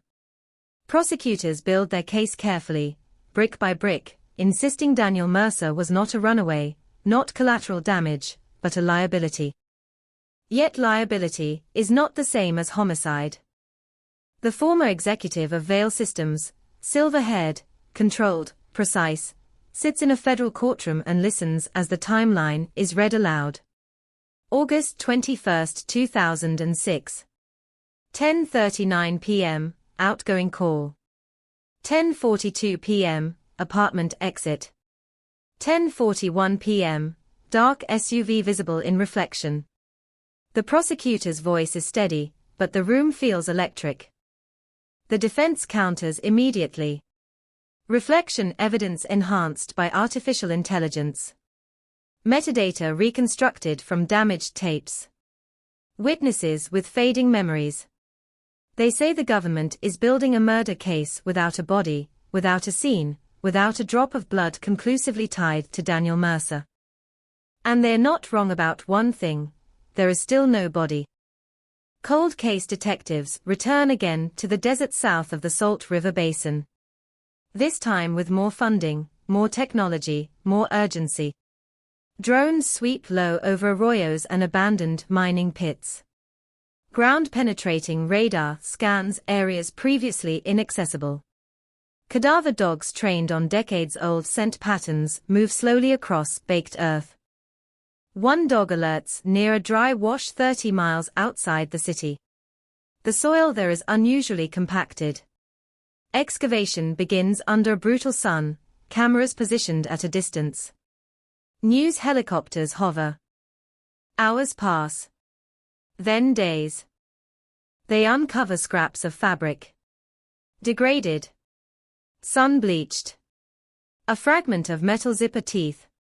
No wallet. No ID. Forensic testing begins immediately. DNA results take weeks. It is not Daniel. The cycle repeats: hope, excavation, elimination. Meanwhile, prosecutors present something new: financial forensics linking Veil Systems' offshore transfers to a short-term lease on heavy excavation equipment in late August 2006. The equipment was returned cleaned, hours logged unusually low for the rental period. The defense argues routine infrastructure work. The rental company has no memory of specific job sites. Records older than 15 years are incomplete. But the timing is brutal: the equipment was rented the day after Daniel's disappearance. In the courtroom, jurors lean forward. Then comes the testimony that fractures everything again. A former junior analyst from Daniel's company takes the stand. In 2006, she was 24, fresh out of college.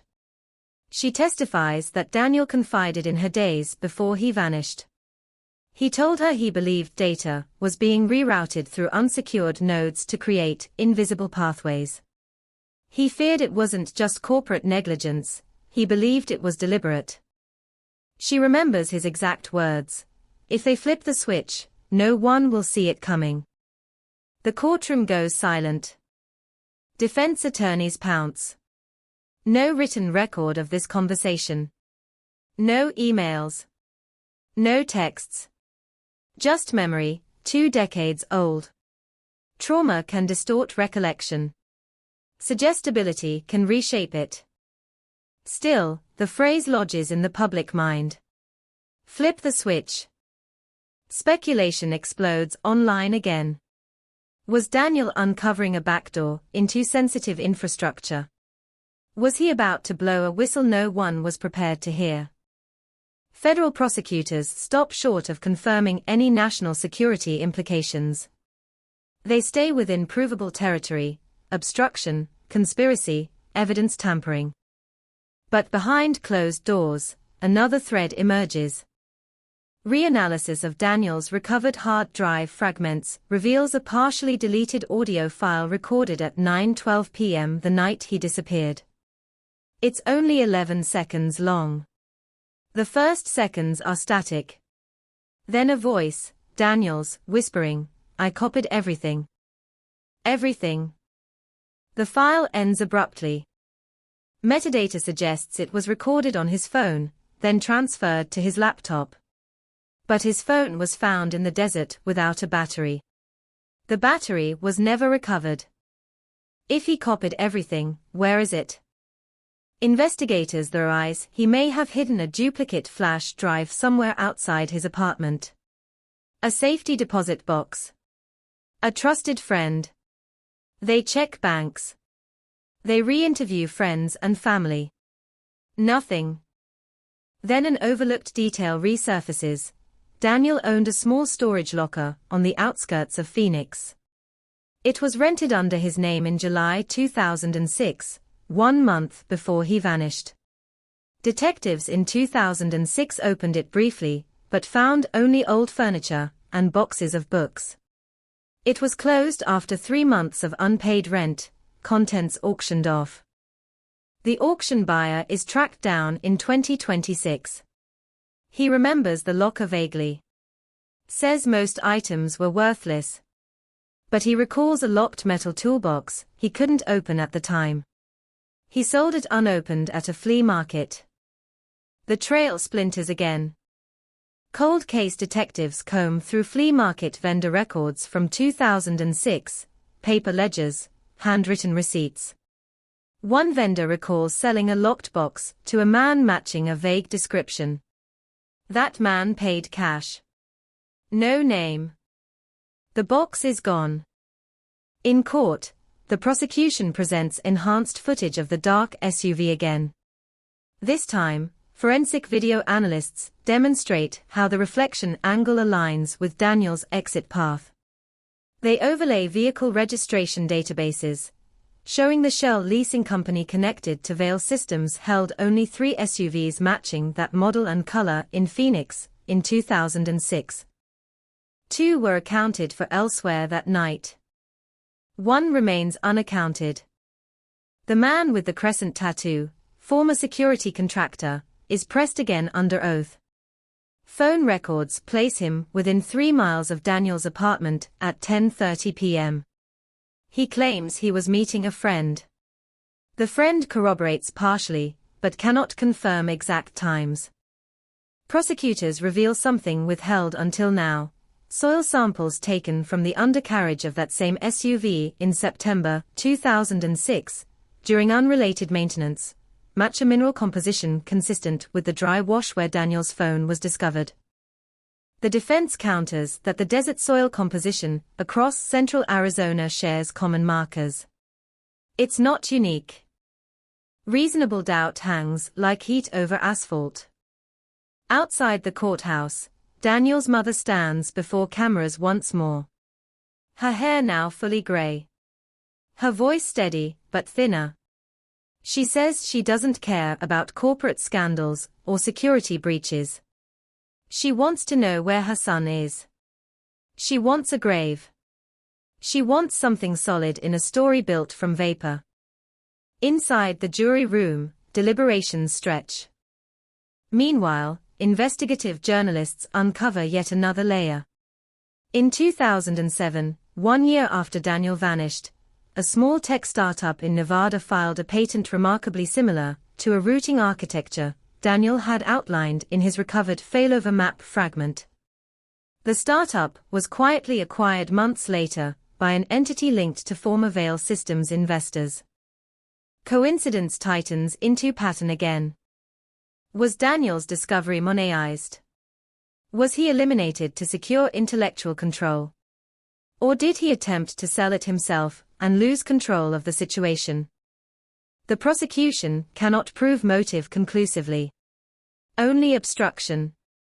And then, just as the trial reaches its peak, a letter arrives at the courthouse, unsigned, postmarked from northern Arizona. Inside is a single photograph. It shows a desert clearing at dusk. In the foreground, a rusted metal sign partially buried in sand. In the background, a distinctive rock formation shaped like a broken tooth. Written on the back in block letters, "Look deeper." Investigators scramble. Geologists identify the rock formation as part of a remote stretch of land bordering an old, decommissioned utility corridor. Search teams deploy within hours. They find disturbed earth. This time, beneath layers of compacted sediment and rock, they uncover something different. A fragment of human femur. Weathered. Fractured. But human. DNA testing begins immediately. The process is delicate. Years of exposure degrade material. Labs work around the clock. The courtroom proceedings pause. The jury dismissed temporarily. Weeks later, the results return. Partial match. Mitochondrial DNA consistent with Daniel Mercer's maternal line. Not definitive enough for absolute certainty, but statistically powerful. For the first time in 20 years, the case shifts from disappearance to probable homicide. The headline returns, louder than ever. Phoenix 2006 disappearance cracked. But even now, cracked does not mean complete. The excavation site yields additional fragments. No full skeleton. No clear trauma pattern. No clothing remnants beyond fiber traces too degraded for certainty. The burial appears shallow, hurried. No coffin. No markers. Just earth and silence. Prosecutors amend charges. Homicide conspiracy added. Defense attorneys double down. They argue contamination. They argue secondary transfer. They argue that partial mitochondrial matches are not identity. They argue that no one can place their clients at that burial site definitively. And they are right about one haunting truth: no witness saw Daniel die. No camera captured the act. No confession describes the final moments. All we have are converging lines. The dark SUV. The prepaid phone. The unauthorized server access. The emergency meeting. The offshore transfers.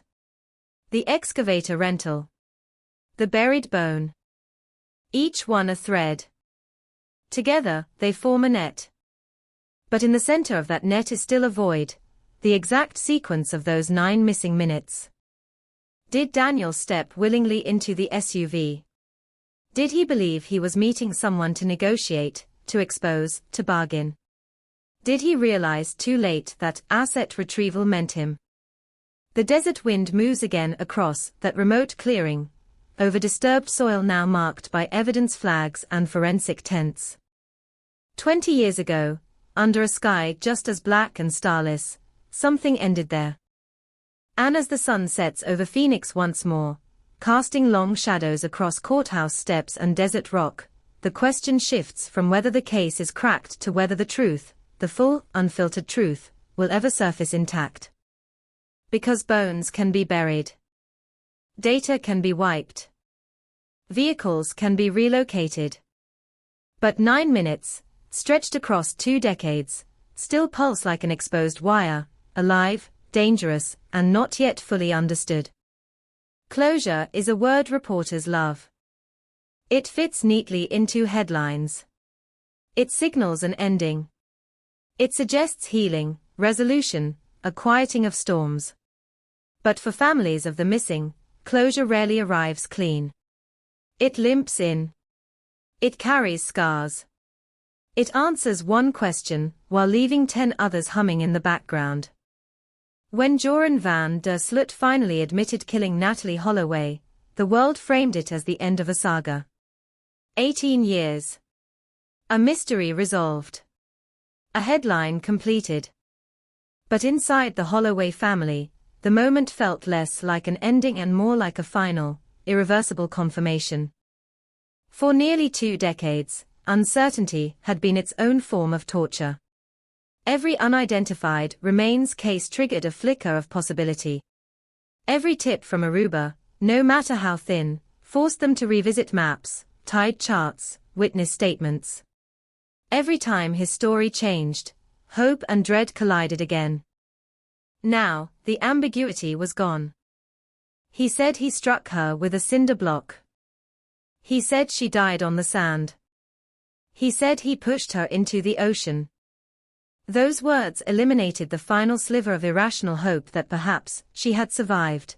Perhaps she had been taken somewhere else. Perhaps she would walk through a door one day with an explanation no one could imagine. Hope died officially in that courtroom.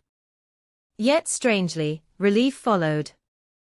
Beth Holloway described the confession as the end of uncertainty. Not peace. Not forgiveness. But certainty. She no longer had to speculate about what happened in those final minutes. She no longer had to analyze every rumor or alleged burial site. The truth, however brutal, was defined. The public reaction was immediate and divided. Some demanded harsher consequences. They questioned why there was no separate murder trial in the United States. They argued that confession as part of a plea for extortion felt insufficient. Others pointed out the legal reality. Jurisdiction for the killing lay in Aruba. Without a body and without fresh physical evidence, a prosecution nearly 2 decades later would be legally fragile. The confession did not rewrite law. It simply documented truth. On Aruba, the reaction was quieter but deeply felt. The island had carried this story for years, sometimes resentfully, sometimes defensively. Tourism officials had fought against the perception that Aruba was unsafe. Residents had bristled at what they saw as American media painting the island with a broad brush of suspicion. Now, with the confession public, there was a complicated mix of vindication and sorrow. The crime had occurred there. The failure to convict early had not been indifference, but limitation. The evidence had never been enough. The ocean had erased too much. Experts revisited the original investigation with renewed clarity. Tide data from May 30, 2005, was analyzed again. Marine scientists explained how currents near Aruba's northern coast could pull objects quickly into deeper water, dispersing remains beyond recovery zones. The absence of a body, once seen by some as suspicious, now fit the physics of the confession. Still, unanswered questions lingered. Why that night? Why escalate to lethal violence over ejection? Was there truly no one else aware of what happened? Did anyone suspect and remain silent? The confession simplified events, but did not illuminate motive beyond wounded pride and anger. Psychologists weighed in. They described patterns of entitlement, narcissism, impulsive aggression. They pointed to the later murder in Peru as evidence of escalating violence. The narrative began to frame itself as a study in unchecked behavior, a young man accustomed to evasion finally cornered by his own history. Yet for the Holloway family, this was never about academic analysis. It was about a daughter who never made it home. Friends who had traveled with Natalie in 2005 responded in waves. Some expressed sorrow publicly. Others stayed silent, processing privately. Many were now parents themselves. The thought of an 18-year-old stepping into a car under foreign stars hit differently with age. They remembered her laugh, her ambition, her excitement about starting college. They remembered the final group photos, arms slung over shoulders, sunburned smiles, no hint of finality. Time had aged them. It had not aged her. In Mountain Brook, Alabama, the community that once flooded churches with prayer vigils revisited old memories. Teachers who had chaperoned the trip reflected on the moment they realized she was missing. The guilt that had lingered for years did not vanish with confession, but it softened under the weight of certainty. Because ambiguity is corrosive. Now there was a defined act, a defined perpetrator, a defined outcome. Legally, the extortion case concluded with sentencing. He would return to Peru to continue serving time for the Flores murder. The confession would stand in court records permanently, a documented acknowledgement of homicide. There would be no extradition for a separate murder trial in Aruba. No dramatic cross-examination about the beach. No jury deliberation replaying photographs from 2005. The chapter closed quietly. Yet culturally, the case remained immense. The disappearance of Natalie Holloway had altered how Americans viewed travel safety. It influenced school policies for graduation trips. It became shorthand for vulnerability abroad. It fueled countless true crime documentaries and podcasts exploring international justice systems. And now, with confession, the story shifted from mystery to tragedy. The beach itself remains unchanged. Tourists still walk along the same stretch of sand near the Marriott. Couples still take sunset photos. Children still chase waves. Few stop to imagine what happened there in darkness nearly 2 decades ago. But for those who know, the sand holds memory. Some crimes leave physical scars, abandoned buildings, roadside memorials, bullet holes sealed but visible. This one left none of that. The scene was erased by tide before sunrise. No bloodstain remained. No caution tape ever flapped in the wind. The only enduring mark was absence. And now, words. Words spoken under oath in a courtroom thousands of miles away from where the violence occurred. Words that traveled back across ocean water to settle over the island like a delayed storm. Closure is never clean. It does not restore youth. It does not return a body. It does not silence every doubt. But it draws a line under chaos. For 18 years, that line did not exist. The case floated between rumor and suspicion, between anger and fatigue. Now it rests in a defined space, a homicide admitted by the man who committed it. Still, when night falls over Aruba and the music drifts again from beachside bars, the air carries an invisible echo, a reminder that paradise is not immune to darkness, that one impulsive act can ripple across decades, and that sometimes the truth arrives not with forensic triumph, but with a late, calculated confession that closes the legal file while leaving the emotional tide forever unsettled.